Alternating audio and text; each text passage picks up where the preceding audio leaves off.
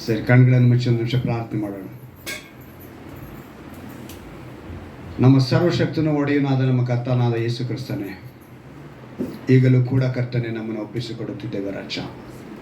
ನಿನ್ನ ವಾಕ್ಯದಿಂದ ನಮ್ಮನ್ನು ಬಲಪಡಿಸಬೇಕೆಂದು, ವಾಕ್ಯಕ್ಕಾಗಿ ನಾವು ಬದುಕುವಂತೆ ನೀನು ಕೃಪೆ ಮಾಡಬೇಕೆಂದು ನಿನ್ನ ದಾಸನ ಮನಸ್ಸಿ ನಮ್ಮೊಂದಿಗೆ ಮಾತನಾಡು.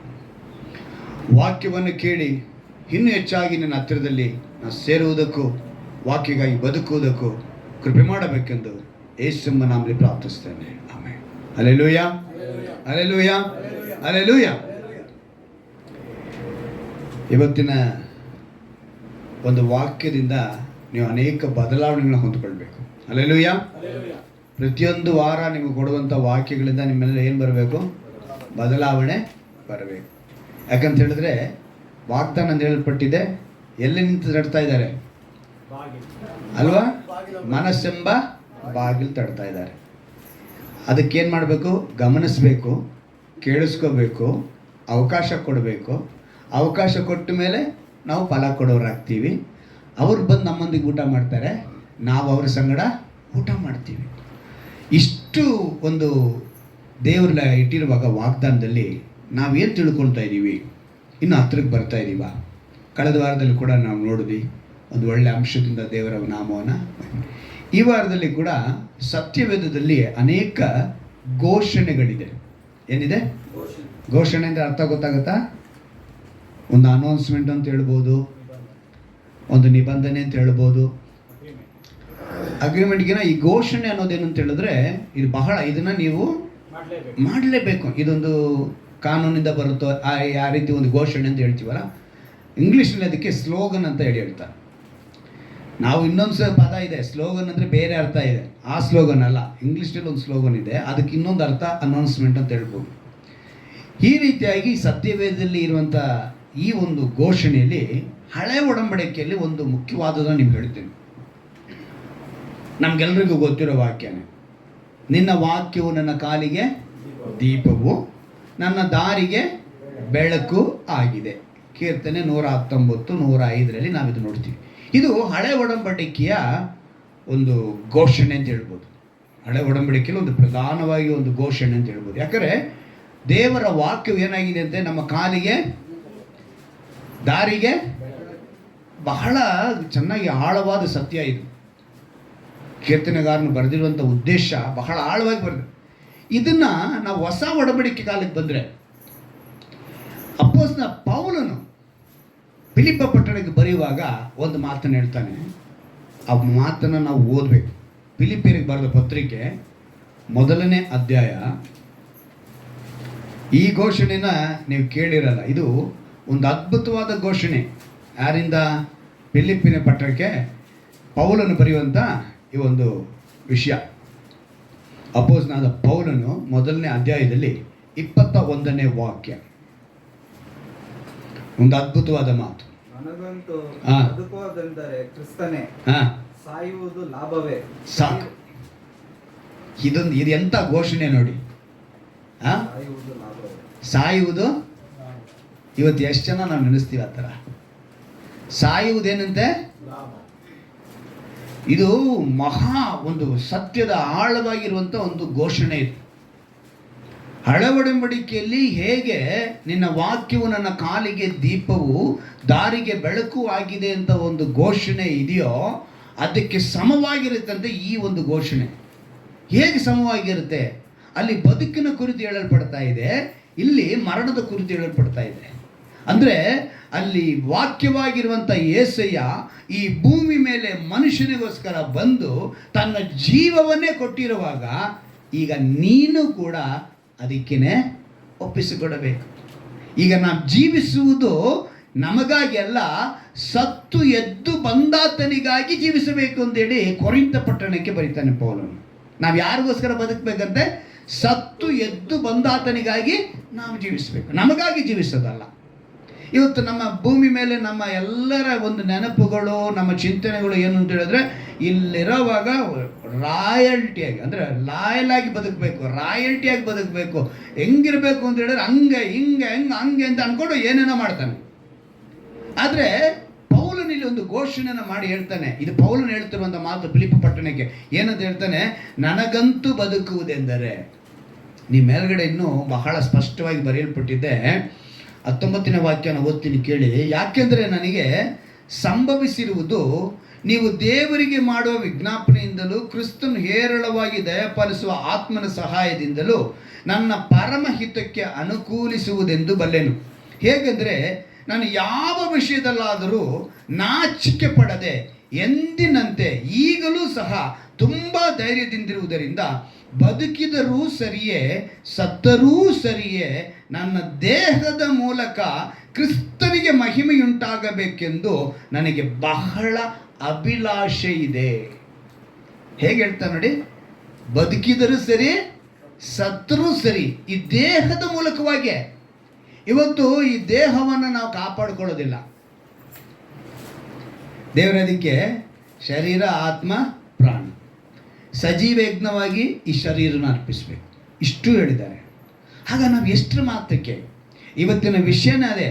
ದೇವರು ಹಳೆ ಒಡಂಬಡಿಕೆಯಲ್ಲಿ ಒಂದು ಘೋಷಣೆ, ಹೊಸ ಒಡಂಬಡಿಕೆಯಲ್ಲಿ ಒಂದು ಘೋಷಣೆ ಮಾಡಿದ್ದಾರೆ. ಈ ಎರಡು ಘೋಷಣೆಯಿಂದ ಆರಂಭ ಕ್ರೈಸ್ತರನ್ನ ನೀವು ಗಮನಿಸಿದ್ರೆ, ಆರಂಭ ಕ್ರೈಸ್ತರು ಅಂತ ಹೇಳಿದ್ರೆ 1ನೇ ಶತಮಾನ ಹೇಳ್ಬೋದು. ಯೇಸು ಕ್ರಿಸ್ತನು ಹುಟ್ಟಿದ ನಂತರವೇ ನಮಗೆ ಲೆಕ್ಕಾಚಾರ. ಅವರೊಂದು 33 ವರ್ಷ 6 ತಿಂಗಳು ಬದುಕಿದ್ರು, ಅಂದರೆ 33 ಅಲ್ವಾ. ಅವರು ಚೆನ್ನಾಗಿ ಯೋಚನೆ ಮಾಡಿದ್ರು. ಅವರು ನೆನೆಸಿದರೆ ಒಂದು ಕ್ಷಣದಲ್ಲಿ ಸುವಾರ್ತೆ ಎಲ್ಲ ಇಡೀ ಪ್ರಪಂಚ ವ್ಯಾಪ್ತಿ ಸಾರ್ಬೋದಾಗಿತ್ತು, ರಕ್ಷಣೆನ ಕೊಡ್ಬೋದಾಗಿತ್ತು. ಆದರೆ ಆ ರೀತಿ ಮಾಡಲಿಲ್ಲ. ದೇವರು ಸುಲಭವಾಗಿ ಯಾವುದನ್ನು ಮಾಡೋಕ್ಕೆ ಹೋಗಲಿಲ್ಲ. ಮನುಷ್ಯನಿಗೆ ಬದುಕಿನ ಮೇಲೆ ಒಂದು ತಿಳುವಳಿಕೆ ಬರಬೇಕು. ಅವನು ಒಳ್ಳೆ ರೀತಿಯಲ್ಲಿ ಯಾವ ರೀತಿ ದೇವರನ್ನು ಅರಿತುಕೊಳ್ಬೇಕು. ಯಾಕಂತ ಹೇಳಿದ್ರೆ ದೇವರಿಗೆ ಸಮಾನನಾಗುವೆನೆಂದು ತನ್ನ ಮನಸ್ಸಿನಲ್ಲಿ ನೆನೆಸಿಕೊಂಡ ಕೂಡಲೇ ದೇವರಿಗೆ ಗೊತ್ತಾಗೋಯ್ತು. ಯಾಕೆಂದರೆ ಅವರ ಅಂತರ್ನಿಂದ್ರಿಯಗಳನ್ನ ಶೋಧಿಸುವ ದೇವರಲ್ವಾ. ಅದಕ್ಕೇ ಯಾವಾಗ ಲೂಸಿಫರ್, ಸೈತಾನ ಅಂದರೆ ಪ್ರಧಾನ ದೂತರುಗಳು 3 ಜನರಲ್ಲಿ ಇವನೊಬ್ಬನಾಗಿದ್ನಲ್ಲ, ಇವನು ನೆನೆಸ್ಕೊಳ್ತಾನೆ ನಾನು ಅವರಿಗೆ ಸಮಾನನಾಗ್ತೀನಿ ಅಂತೇಳಿ ನೆನೆಸ್ಕೊಂಡಾಗಲೇ ದೇವ್ರಿಗೆ ಗೊತ್ತಾಗೋಯ್ತು. ಅವನ್ನ ಕೆಳಗೆ ತಳ್ಳೋದು. ಈಗ ಕೆಳಗೆ ತಳ್ಳೋವಾಗ ಅವನು ಹೇಳ್ತಾನೆ, ನಿನ್ನ ಹೆಸರು ಹೇಳ್ಕೊಂಡೆ ನಾನು ಏನು ಮಾಡ್ತೀನಿ, ಎಲ್ಲರೂ ವಂಚಿಸ್ತೀನಿ, ಮೋಸ ಮಾಡ್ತೀನಿ ಅಂತ ಬಂದ ತಕ್ಷಣ ಆದಾಮ ಅವಳಿಗೆ ಅವನು ಹೇಳಿದ ಮಾತೇನೋ, ನೀವು ದೇವರಂತೆ ಆಗುವಿರಿ. ದೇವರು ಮಾಡಿದ್ದೇ ಮನುಷ್ಯನ ಆ ರೀತಿನೇ ಅಲ್ವಾ. ಅದನ್ನೇ ಅವನೇನು ಮಾಡ್ದ, ವಂಚಿಸ್ದ. ಮೊದಲನೇ ವಿಷಯದಲ್ಲೇ ಅವನು ತನ್ನ ಬಾಣವನ್ನು ಎಸೆದ, ಅದರಲ್ಲೇ ಬಿದ್ದೋದ ಮನುಷ್ಯ. ಅವತ್ತಿನಿಂದ ನಾವಿನ್ನು ಏಟುಗಳ ಮೇಲೆ ಏಟು ಬರ್ತಾನೆ ನೋಡಿದ್ರು ದೇವರು. ಅರೆ ಇನ್ನು ಬಿಟ್ಟರೆ ಇವ್ರಿಗೆ ಆಗಲ್ಲ. ಇವರು ಪ್ರಾಣಿ ಕೊಡ್ತಾ ಇದ್ದಾರೆ, ಪಕ್ಷಿ ಕೊಡ್ತಾ ಇದ್ದಾರೆ, ಏನೇನೋ ಬಲಿ ಕೊಡ್ತಾ ಇದ್ದಾರೆ. ನರಬಲಿ ಅನ್ನೋದು ಇವಾಗ ಬಂದಿದ್ದಲ್ಲ, ಆರಂಭ ಕಾಲದಲ್ಲಿ ಬಂದಿದ್ದು. ನಮ್ಮ ಜನ ಪಿತೃಗಳಿಗೆ ಕಾಲದಲ್ಲಿ ನರಬಲಿ ಕೊಡ್ತಾ ಇದ್ರು. ಆಮೇಲೆ ದನ, ಓರಿ, ಕತ್ತೆ, ಈ ಏನೇನು ಪ್ರಾಣಿಗಳಿದೆ ಎಲ್ಲ ಕೊಡ್ತಾಯಿದ್ರು. ಕೊನೆಗೆ ದೇವರು ಯೋಚನೆ ಮಾಡಿದ್ರು, ಇದೆಲ್ಲ ಸರಿ ಬರೋಲ್ಲಪ್ಪ, ನಾನೇ ನಿಮಗೋಸ್ಕರ ಬಲಿ ಆಗ್ಬಿಡ್ತೀನಿ. ಇನ್ಮೇಲೆ ಬಲಿಗಳನ್ನು ನಿಲ್ಲಿಸಿ, ತುಟಿಗಳಿಂದ ಬಲಿ ಅರ್ಪಿಸಿ, ಸ್ತೋತ್ರ ಬಲಿಗಳನ್ನು ಅರ್ಪಿಸಿ ಅಂತೇಳಿ ಅವರು ಭೂಮಿ ಮೇಲೆ ಬಂದ್ಬಿಟ್ರು. ಈಗ ಬಂದಂಥ ದೇವರು ಯಾರಾಗಿ ಇದ್ದರು, ಮನುಷ್ಯನಾಗಿದ್ದು 33 ವರ್ಷ ಬದುಕಿ ತಮ್ಮ ಬದುಕನ್ನು ತೋರಿಸಿ ಮನುಷ್ಯ ಬದುಕಬಹುದು ಅಂತೇಳಿ ತೋರಿಸ್ಕೊಟ್ಟು ಹೋದ ಮೇಲೆ ಅಲ್ಲಿಗೆ ಅವರನ್ನು ಹಿಂಬಾಲಿಸುವಂಥ 12 ಜನ ಬಂದರು. 12 ಜನರಿಂದ ಏನಾಯಿತು, ಅವ್ರು ಮತ್ತೆ 70 ಜನನೂ ಮಾಡಿದ್ರು. 70 ಜನ ಮಾಡಿ ಇಬ್ಬರಿಬ್ಬರನ್ನೇ ಸುವಾರ್ತೆ ಕೂಡ ಕಳಿಸಿದ್ರು. ಹೀಗೆ ಅವರ ಕಾಲವು ಬೆಳೀತಾ ಬಂತು. ಅಂದರೆ ಸುಮಾರು ಒಂದು 1ನೇ ಶತಮಾನದ 56ನೇ ಇಸ್ವಿ, ಒಂದು 69ನೇ ಇಸ್ವಿ, 70ನೇ ಇಸ್ವಿ ಅಂದರೆ ಒಬ್ಬೊಬ್ಬ ಶಿಷ್ಯರುಗಳು ಏನು ಮಾಡಿದ್ರು, ಕ್ರಿಸ್ತನ ಕುರಿತು ಬರೆಯುವುದಕ್ಕೆ ಆರಂಭಿಸಿದರು, ಕ್ರಿಸ್ತನ ಕುರಿತು ಹೇಳುವುದಕ್ಕೆ ಆರಂಭಿಸಿದರು. ಹೀಗೆ ಆರಂಭಿಸ್ತಾ ಏನಾಗೋಯ್ತು, ಕ್ರಿಸ್ತನ ಪ್ರಭಾವವು ಹೊರಗಡೆ ತುಂಬ ಪ್ರಖ್ಯಾತಿ ಹೊಂದಿತು.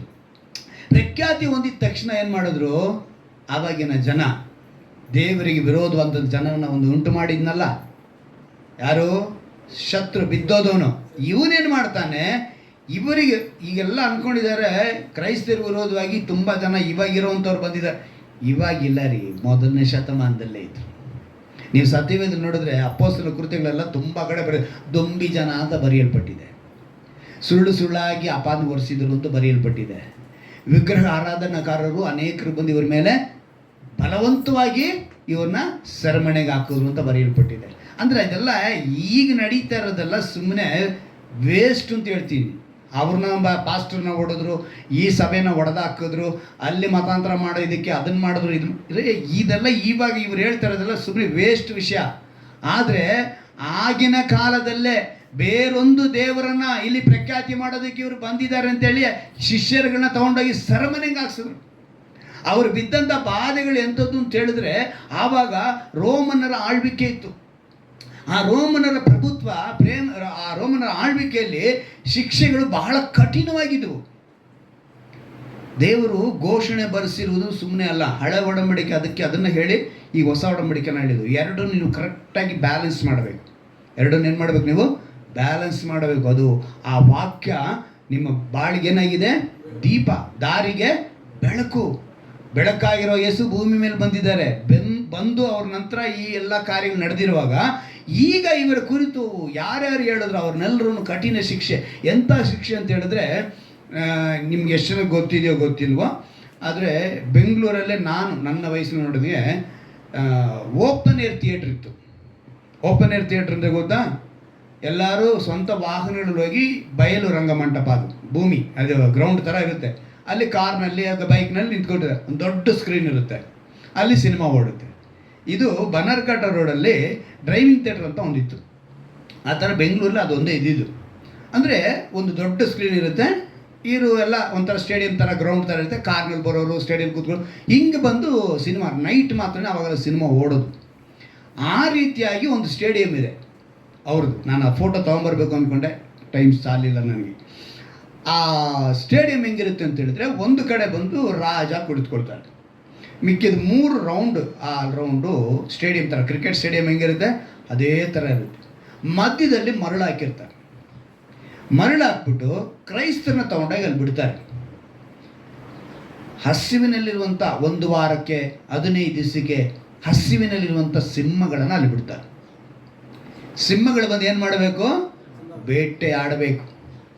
ಎಲ್ಲರೂ ಸಹ ತನ್ನ ಆಹಾರಕ್ಕಾಗಿ ಇಂಥ ಶಿಕ್ಷೆ. ಇನ್ನು ಕೆಲವ್ರನ್ನ ಮಲ್ಲ ಯುದ್ಧ ಮಾಡಿಸೋದು. ಮಲ್ಲ ಯುದ್ಧ ಗೊತ್ತಲ್ಲ, ಬಾಕ್ಸಿಂಗ್, ಇವತ್ತೆಲ್ಲ ಹೇಳೋದನ್ನು ಬಾಕ್ಸಿಂಗ್, ರೆಸ್ಲಿಂಗ್ ಏನೇನೋ ಐತೆ. ಆದರೆ ನಮ್ಮ ಭಾಷೆ ಗರಡಿ ಮನೆ, ಮಲ್ಲ ಯುದ್ಧ, ರಾಜರ ಆಳ್ವಿಕೆ. ಆ ಮಲ್ಲ ಯುದ್ಧನ ಮಾಡೋದು. ಅದರಲ್ಲಿ ಯಾರನ್ನೊಬ್ಬ ಸೋಲ್ಲೇಬೇಕು. ಆ ಸೋಲವನು ಸತ್ತೋಗ್ಬೇಕು. ಯಾರು? ಅವನು ಹೊಡೆಯೋ ಇಟ್ಲಲ್ಲ ಅವನು ಈಗ ಬದುಕಿದ್ನಲ್ಲ, ಇವನ್ನ ಸುಮ್ಮನೆ ಬಿಡಲ್ಲ. ಇವನ್ನ ರಾಜ ತನ್ನ ಬಟರ್ನಿಟ್ಟು ಸಾಯಿಸೋದು. ಕ್ರೈಸ್ತರಿಗಿದ್ದಂಥ ಶಿಕ್ಷೆಗಳು, ಕುದಿಯೋ ಎಣ್ಣೆ ಅದರಲ್ಲಿ ಹಾಕ್ಬಿಡೋದು. ಶಿಷ್ಯರಿಗೆಲ್ಲ ಇದ್ದಂಥ ಬಾಧೆಗಳೇ ಇರ್ತದೆ. ಯಾರನ್ನು ನ್ಯಾಯವಾಗಿ ಪಾಪ ಅವ್ರ ಸಾವು ಬರಲಿಲ್ಲ. 4 ಕುದುರೆ ಕಟ್ಬಿಡೋದು, 4 ಕಡೆ ಎಳೆದು ಬಿಡೋದು, ಕೈ ಕಾಲುಗಳು ಎಳೆದು ಬಿಸಾಕೋದು. ಕುದಿಯೋ ಎಣ್ಣೆಲಿ ಹಾಕಿದ್ರೆ ಯಾರನ್ನ?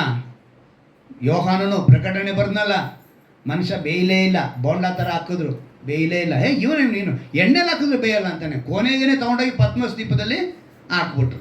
ಅಲ್ಲಿ ಹಾಕ್ಬಿಟ್ರೆ ಕಾಡು ಪ್ರಾಣಿ ಅವು ಇವನ್ನ ತಿಂದು ಮುಗಿಸ್ಕೊಂಡು ಅಲ್ಲಿ ಹೋದ್ಮೇಲೆ ದೇವರು ಪ್ರಕಟಣೆ ಕೊಟ್ಟರು, ಬೊಂಬಾಡಾಗಿ ಏನು ಮಾಡಿದ್ರು, ಬರೆದ್ರು.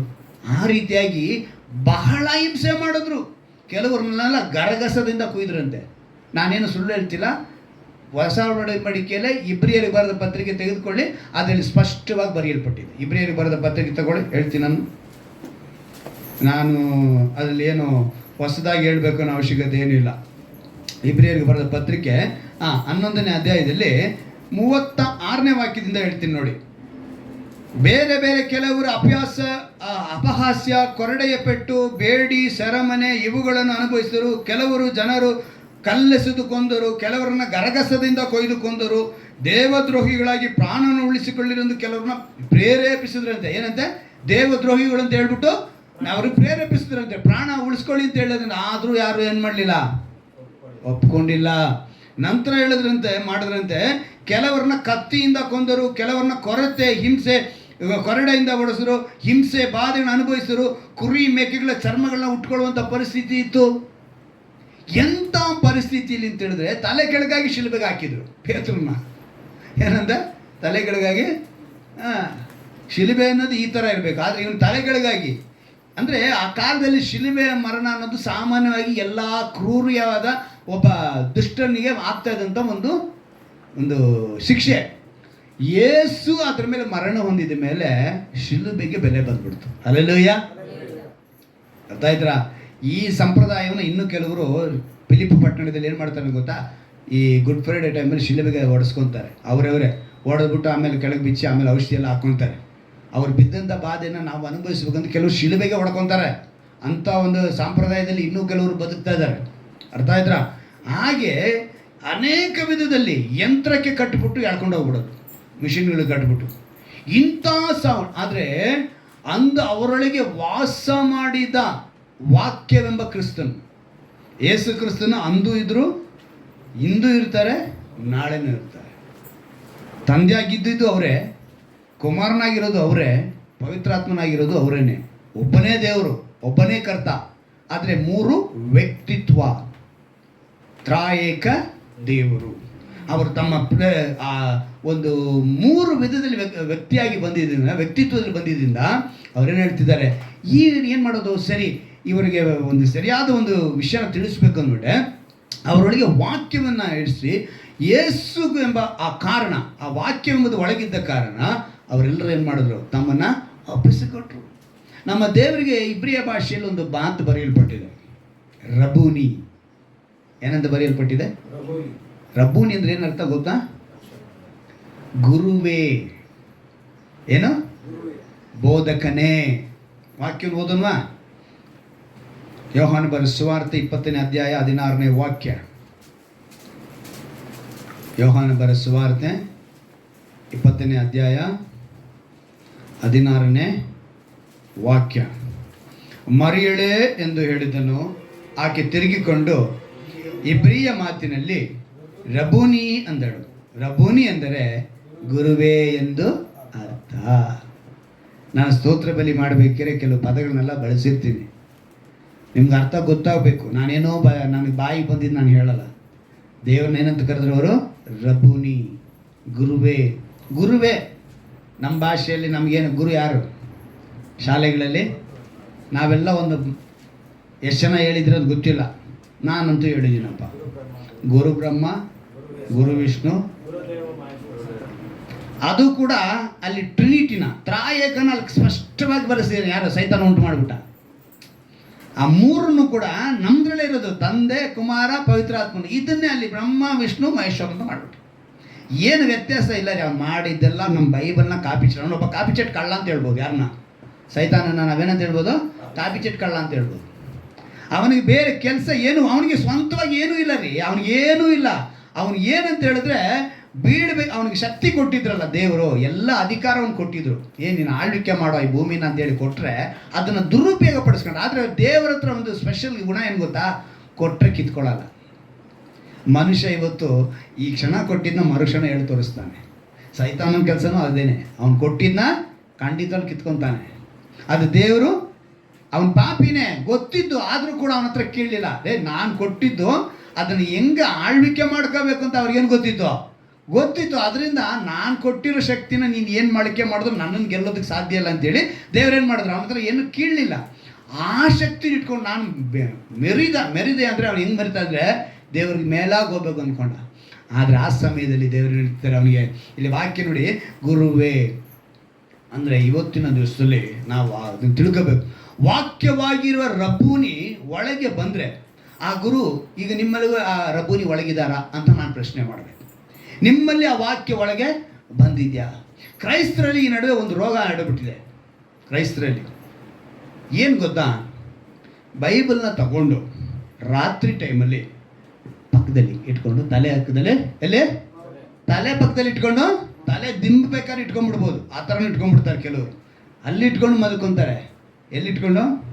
ತಲೆ ಪಕ್ಕದಲ್ಲಿ. ಏನಂತೆ? ದೇವರು ಪಕ್ಕದಲ್ಲೇ ಇದ್ದಾರೆ. ಈಗ ನಿಮ್ಗೊಂದು ಉದಾಹರಣೆ ಹೇಳ್ತೀನಿ. ಬಿಸಿ ಹೈದರಾಬಾದ್ ಬಿರಿಯಾನಿ ತಗೊಂಡ್ರಿ, ರುಚಿಯಾದ ಬಿರಿಯಾನಿ ಚೆನ್ನಾಗಿ ಗೊತ್ತಿದೆ ನಿಮಗೆ. ಹೈದರಾಬಾದ್ ಬಿರಿಯಾನಿ ಅಂತ ಹೇಳಿದ್ರೆ ಅಲ್ವಾ? ಇಲ್ಲ ಆಂಬೂರ್ ಬಿರಿಯಾನಿನೇ ಇಟ್ಕೊಳ್ಳಿ, ಯಾವುದೋ ಒಂದು ಬಿರಿಯಾನಿ ಬೊಂಬಾಡಾಗಿ ಪಟ್ನ ಮಾಡಿ ಕೊಟ್ಟಿದ್ದಾನೆ. ತಗೊಂಡು ಬಂದ್ರಿ, ಒಂದು ಟವಲ್ ತಗೊಂಡ್ರಿ, ಟವಲ್ನಲ್ಲಿ ಮಧ್ಯದಲ್ಲಿ ಇಟ್ರಿ, ಆ ಟವಲ್ ಎತ್ತಿ ಸೊಂಟಕ್ಕೆ ಕಟ್ಕೊಂಡ್ರಿ, ಹೊಟ್ಟೆ ತುಂಬುತ್ತಾ? ಬಿಸಿ ಬಿರಿಯಾನಿ, ಹೈದರಾಬಾದ್ ಬಿರಿಯಾನಿ, ಆಂಬೂರ್ ಬಿರಿಯಾನಿ ಇಲ್ಲಪ್ಪ. ಆ ಬಿರಿಯಾನಿ ನೀವು ಎಲ್ಲಿ ಕಟ್ಕೊಂಡಿದ್ದೀರಾ? ಹೊಟ್ಟೆ ಮೇಲೆ ಕಟ್ಕೊಂಡಿದ್ದೀರಾ. ಪ್ರಯೋಜನ ಇದೆಯಾ? ಈಗ ಬೈಬಲ್ ಅದೇ ರೀತಿನೇ ಎಲ್ಲರ ಹತ್ರ. ಬೈಬಲ್ ಅನ್ನೋದು ಇದೆ, ಎಲ್ಲಿದೆ? ಕಬೋರ್ಡಲ್ಲಿ ಐತೆ. ಈ ಭಾನುವಾರ ನಮ್ಮ ಪಾಸ್ಟ್ರು ವ್ಯಾಖ್ಯೆ ಹೇಳುವಾಗ ಎತ್ಕೊಂಡ್ಬಂದು ಅವ್ರು ಕೇಳ್ತಾರಲ್ಲ, ಎಲ್ಲ ಬೈಬಲ್ ತಂದ್ರ ಅಂತ ಕೇಳೋದಕ್ಕೆ ನಾನು ಹಾಯ್ ಅಂತ ಹಿಂಗೆ ತೋರ್ಸೋಕ್ಕೆ ಹಿಂಗೆ ತೋರಿಸ್ದೆ, ಮತ್ತೆ ಹಿಂಗೆ ಕೈ ಇಳಿಸ್ದೆ, ಮತ್ತೆ ತೊಗೊಂಡೋಗಿ ಹಿಂಗೆ ಏನು ಮಾಡಿದೆ, ಎಲ್ಲಿಟ್ಟೆ? ಕಬೋರ್ಡಲ್ಲಿ. ಹಾಂ, ಅದಕ್ಕೆ ಬೈಬಲ್ಲು. ಒಂದು ವೇಳೆ ವಿದ್ಯೆ ಇಲ್ದಿರೋರು ಬಿಟ್ಬಿಡಿ, ವಿದ್ಯೆ ಇರೋರು ಹೆಂಗಾರ ಮಾಡಿ ಕೂಡಿಸಿ ಓದ್ಬೋದು. ನನ್ನ ತಮ್ಮನ ಮಗಳು ಒಬ್ಳಿದ್ದಾಳೆ, ಎಲ್ಕನ ಅಂತ, ಅವನ ಮಗಳು ಸ್ಕೂಲ್ಗೆ ಹೋಗಿಲ್ಲ, ಆದರೆ ನಮ್ಮ ದೊಡ್ಡಮ್ಮ ಅವಳಿಗೆ ಹೇಳ್ಕೊಟ್ಟಿರೋದ್ರಿಂದ ಬೈಬಲ್ ಓದ್ತಾಳೆ. ದೊಡ್ಡಮ್ಮ ಅಕ್ಷರಗಳನ್ನ ಹೇಳಿ ಕೂಡಿಸಿ ಮಾಡಿದ್ರಿಂದ ಅವಳು ಬೈಬಲ್ ಓದ್ತಾಳೆ. ನಾನೇನು ಕೇಳಿ ಬಂದರೆ, ನಾವು ಕಲಿತ್ರೆ ಅದನ್ನೇನು ಮಾಡಬೇಕು? ಉಪಯೋಗಿಸ್ಕೊಳ್ಬೇಕು. ಇಲ್ವಾ ವಿದ್ಯೆ ಇಲ್ವಾ? ಕೇಳಿಸ್ಕೊಳ್ಬೇಕು. ದೇವರು ಅದಕ್ಕೇನೆ ಸ್ಪಷ್ಟವಾಗಿ ಬೈಬಲ್ ಹೇಳ್ತಾರೆ, ಕಿವಿ ಉಳ್ಳವನು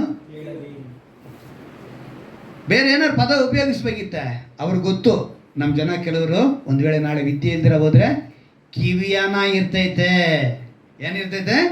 ಕಿವಿ. ಕಿವಿ ಇದ್ದಾಗ ಕಿವಿಯಿಂದ, ಇವಾಗ ನಾನು ಹೇಳೋ ವಾಕ್ಯ ನಿಮಗೆ ಕಿವಿಯಿಂದನೇ ಹೋಗ್ತಾ ಇರೋದು ಅಲ್ವಾ? ಇದು ಒಳಗಡೆ ಹೋಗಿ ಕ್ರಿಯೆ ಮಾಡುತ್ತೆ. ಹಾಗೆ ನಾವು ಬಿರಿಯಾನಿ ತಿಂದರೆ ಕೂಡ ಅದೇನಾಗುತ್ತೆ? ಒಳಗೆ ಹೋಗಬೇಕು ಅಂದರೆ ನಾವು ತಿನ್ನಬೇಕು. ಅಂದರೆ ಈ ಗುರು ಅನ್ನೋವಾಗ ನನಗೊಂದು ಒಳ್ಳೆ ಒಂದು ನಿಜವಾದ ಒಂದು ಘಟ್ಟನ್ನು ನಿಮ್ಗೆ ಹೇಳ್ತೀನಿ. ಯಾಕಂತ ಹೇಳಿದ್ರೆ, ಆ ಗುರು ಎಂಥ ಒಂದು ತ್ಯಾಗನ, ಒಂದು ಒಳ್ಳೆ ಗುಣನ ಆ ಮಕ್ಕಳಿಗೆ, ವಿದ್ಯಾರ್ಥಿಗಳಿಗೆ ಹೇಳ್ಕೊಡ್ತಾನೆ ಅಂತೇಳಿ. ಒಂದು 10ನೇ ಕ್ಲಾಸು, ಎಷ್ಟನೇ ಕ್ಲಾಸು? 10ನೇ ಕ್ಲಾಸು ವಿದ್ಯಾರ್ಥಿಗಳು ಇರುವಂಥ ಆ ಸ್ಥಳದಲ್ಲಿ ಒಬ್ಬನು ಸ್ವಲ್ಪ ಶ್ರೀಮಂತ, ಅವನೊಂದು ಒಳ್ಳೆ ವಾಚ್ ಕಟ್ಕೊಂಬಂದ. ಏನು ಕಟ್ಕೊಂಬಂದ? ಆ ವಾಚಿನ ಕಟ್ಕೊಂಬಂದು ಎಲ್ರಿಗೂ ತೋರಿಸ್ತಾ ಸಂತೋಷಪಟ್ಟರು ಎಲ್ಲರೂ. ಲಂಚ್ ಟೈಮ್ ಬಂದಾಗ ವಾಚ್ನ ಬ್ಯಾಗಲ್ಲಿ ಇಟ್ಬಿಟ್ಟು ಹೊರಗಡೆ ಹೋದ್ರು. ಇದನ್ನು ಒಬ್ಬ ಗಮನಿಸ್ತಾ ಇದ್ದ. ಇವನು ಆಚೆ ಹೋದಾಗ ವಾಚ್ನ ಕದ್ದುಬಿಟ್ಟ. ಈ ವಾಚಿನ ಕದ್ದ ಮೇಲೆ ಯಾರು ಕದ್ದಿರೋದು ಗೊತ್ತಿಲ್ಲ. ಸೀದಾ ಹೋಗಿ ಹುಡುಗ ಹೇಳ್ತಾನೆ, ನಮ್ಮಪ್ಪ ಆಸೆ ಪಟ್ಟು ಇಸ್ಕೊಟ್ಟಿದ್ದು, ಬೆಲೆ ತುಂಬ ಜಾಸ್ತಿ, ಈ ವಾಚ್ನ ನಾನು ಬ್ಯಾಗಲ್ಲಿ ಇಟ್ಟಿದ್ದೆ, ಕದ್ದು ಬಿಟ್ಟಿದ್ದಾರೆ ಅಂತ. ಹೆಡ್ ಮಾಸ್ಟರ್ ಏನು ಮಾಡಿದ್ರು ಗೊತ್ತಾ? ಸರಿ ನಡಿಯಪ್ಪ ಕ್ಲಾಸ್ ರೂಮ್ಗೆ ಬಂದರು. ಕೇಳ್ತಾರೆ, ಅಪ್ಪ ಇಂಥ ವಿದ್ಯಾರ್ಥಿದು ವಾಚ್ ಕಳೆದೋಗಿದೆ, ಯಾರನ್ನ ತೆಗೆದ್ರೆ? ಯಾರು ಬಾಯಿ ಬಿಡಲ್ಲ. ಏನು ಮಾಡಿದ್ರು? ಕ್ಲರ್ಕ್ನ ಕರೀತಾರೆ. ಕ್ಲರ್ಕ್ನ ಕರೆದು ಅವ್ರು ಹೇಳ್ತಾರೆ, ಕಿವಿಯಲ್ಲಿ ಹೇಳ್ತಾರೆ ಏನೋ, ಅವನು ಹೋಗಿ ತೊಗೊಂಬರ್ತಾನೆ. ಬಂದ ಮೇಲೆ ಕಪ್ಪು ಪಟ್ಟಿ, ಏನು ಕಪ್ಪು ಪಟ್ಟಿನ ಕೊಡ್ತಾನೆ. ಹೇಳ್ತಾರೆ, ಎಲ್ಲ ಸಾಲಾಗಿ ನಿಂತ್ಕೊಳ್ಳಿ. ಎಲ್ಲ ಸಾಲಾಗಿ ನಿಂತ್ಕೊಂಡ್ರು. ನಿಂತ್ಕೊಂಡ ಮೇಲೆ ಹೇಳ್ತಾರೆ ಹೆಡ್ ಮಾಸ್ಟ್ರು, ಎಲ್ರಿಗೂ ಆ ಪಟ್ಟಿ ಕೊಡು ಅಂತ. ಕ್ಲರ್ಕ್ ಏನು ಮಾಡ್ದೆ? ಎಲ್ರಿಗೂ ಪಟ್ಟಿ ಕೊಟ್ಟ. ಎಲ್ಲ ವಿದ್ಯಾರ್ಥಿಗಳಿಗೂ ಕಪ್ಪು ಪಟ್ಟಿನ ಕೊಟ್ಟ. ಎಲ್ಲರೂ ಕಪ್ಪು ಪಟ್ಟಿನ ಕಣ್ಣಿಗೆ ಕಟ್ಕೊಳ್ವಿ ಅಂತ ಹೇಳಿದ್ರು. ಕಟ್ಕೊಂಡ್ರು. ಕ್ಲರ್ಕಿಗೆ ಹೇಳಿದ್ರು, ನೀನು ಆಚೆ ಹೋಗೋ ಅಂದರು. ಕ್ಲರ್ಕ್ ಆಚೆ ಹೋದ. ಬಾಗಿಲಾಕ್ಬಿಟ್ಟು ಸಾಲಾಗಿ ನಿಲ್ಲಿಸಿ ಎಲ್ರಿಗೂ ಕಪ್ಪು ಪಟ್ಟಿ ಕಟ್ಟಿಸ್ಬಿಟ್ಟು ಹುಡುಗರಿಗೆ, ವಿದ್ಯಾರ್ಥಿಗಳಿಗೆ ಮಾಸ್ಟರ್ ಏನು ಮಾಡಿದ್ರು? ಹೆಡ್ ಮಾಸ್ಟ್ರು ಒಬ್ಬೊಬ್ಬರನ್ನೇ ಚೆಕ್ ಮಾಡಿದ್ರು. ಚೆಕ್ ಮಾಡ್ತಾ ಒಬ್ಬನ ಜಾಬ್ನಲ್ಲಿ ವಾಚ್ ಇತ್ತು. ವಾಚಿನ ತಗೊಂಡ್ರು, ಪ್ಯಾಕೆಟ್ನಲ್ಲಿ ಇಟ್ಕೊಂಡ್ರು ಅವರು. ಮತ್ತು ಇನ್ನು ಉಳಿದಿದ್ದಾರಲ್ಲ ಅವರನ್ನು ಕೂಡ ಚೆಕ್ ಮಾಡಿದ್ರು. ಯಾಕಂತ ಹೇಳಿದ್ರೆ ನಾಳೆ ಯಾರಿಗೂ ಡೌಟ್ ಬರಬಾರ್ದು ಅನ್ನೋದಕ್ಕೋಸ್ಕರ ಅವ್ರನ್ನೂ ಚೆಕ್ ಮಾಡಿಬಿಟ್ಟು ಕೊನೆಗೆ ಎಲ್ಲರಿಗೂ ಪಟ್ಟಿ ಬಿಚ್ಚಿ ಇಳಿಸ್ಬಿಟ್ರು. ಅವರು ತನ್ನ ರೂಮ್ಗೆ ಹೊಟ್ಟೋದ್ರು. ಹೆಡ್ ಮಾಸ್ಟ್ರು ಹುಡುಗನ ಅಲ್ಲಿ ಕರೆದ್ಬಿಟ್ಟು ತಗೊಳಪ್ಪ ನೀನು ವಾಚ್ ಅಂತ. ತಕ್ಷಣ ಅವನು ಹೇಳ್ತಾನೆ, ಯಾರು ಕದ್ದಿದ್ದು ಸರ್ ಅಂದ. ವಾಚ್ ಬೇಕಾ? ಯಾರು ಬೇಕಾ ಅಂದ. ಇಲ್ಲ ವಾಚ್. ಸರಿ ಹೋಗು. ಹೀಗೆ ಹಲವು ವರ್ಷಗಳು ಕಳೀತು. ಹಲವು ವರ್ಷಗಳ ನಂತರ ಹೆಡ್ ಮಾಸ್ಟ್ರು ಒಂದು ಪರಿಸ್ಥಿತಿ ಹೆಂಗಾಗಿರುತ್ತೆ ಅಂತ ಹೇಳಿದ್ರೆ, ಅವ್ರ ಮೊಮ್ಮಗನ್ನ ಅದೇ ಸ್ಕೂಲಲ್ಲಿ ಹಾಕಿರ್ತಾರೆ, ಫೀಸ್ ಕಟ್ಟಿರಲ್ಲ. ಆ ಟೈಮಲ್ಲಿ ತಂತ ಹೆಡ್ ಮಾಸ್ಟರ್ ಏನು ಮಾಡ್ತಾರೆ, ಈ ಮೇಸ್ಟ್ರನ್ನ ಬೈದು ಆಚೆ ಕಳಿಸಿರ್ತಾರೆ. ಅವರು ದುಃಖದಿಂದ ಬರ್ತಿರ್ತಾರೆ. ಹೊರಗಡೆ ಬರಬೇಕಿದ್ರೆ ಅವತ್ತು ಸ್ಕೂಲ್ನ ಚೆಕ್ಕಿಂಗ್ ಮಾಡೋಕ್ಕೆ DC ಬರ್ತಾ ಇದ್ದಾರೆ. ಆ DC ಬಂದವರು ಬಾಗಿಲಲ್ಲಿ ನಿಲ್ಲಿಸ್ಬಿಟ್ಟು ಓಡೋಡಿ ಬರ್ತಾರೆ. ಓಡೋಡಿ ಬಂದು ಆ ಸ್ಕೂಲ್ ಹೆಡ್ ಮಾಸ್ಟ್ರು ಹೆಂಗೆ ಇವನ್ನ ಬೈದು ಆಚೆ ಕಳಿಸಿದ್ರು, ಇವ್ರು ಕಣ್ಣೀರಿಂದ ಬರ್ತಾಯಿದ್ರು. ಆ ಮನುಷ್ಯನ ವ್ಯಕ್ತಿ ಕಾಲಕ್ಕೆ ಬೀಳ್ತಾನೆ. ಯಾರು? DC. ಹೆಡ್ ಮಾಸ್ಟ್ರಿಗೆ ಒಂದೇ ಯೋಚನೆ, ಏನಯ್ಯ ಇದು, ನಾನು ಬೈದು ಕಳಿಸ್ದೆ, ಇವು DC ಬಂದು ಅವ್ರ ಕಾಲಿಗೆ ಬೀಳಿ. ಯಾಕಂದ್ರೆ ಇವರು ಹೂವಿನ ಗುಚ್ಚೆಲ್ಲ ಇಟ್ಕೊಂಡು ರೆಡಿಯಾಗಿ ನಿಂತಿದ್ರು ಸ್ವಾಗತ ಮಾಡಿ ಇವ್ರನ್ನೇನು ಮಾಡಬೇಕು ಅಂತ ಒಳಗಡೆ ಕರೆಸ್ಬೇಕು ಅಂತ, ಸ್ವೀಕರಿಸ್ಬೇಕು ಅಂತ, ಸ್ವಾಗತ ಮಾಡಕ್ಕೆ ಬಂದಿದ್ರು. ಆದರೆ ಈ ಮನುಷ್ಯ DC ಸೀದಾ ಕಾಲಿಗೆ ಬೀಳ್ದ. ಎಲ್ಲರೂ ಆಶ್ಚರ್ಯದಿಂದ ನೋಡ್ತಿದ್ದಾರೆ, ಇವರು ಮುಖ ನೋಡ್ತಿದ್ದಾರೆ. ಯಾರು? ಈ ಮಾಸ್ಟ್ರು, ಹಳೆ ಮಾಸ್ಟ್ರು.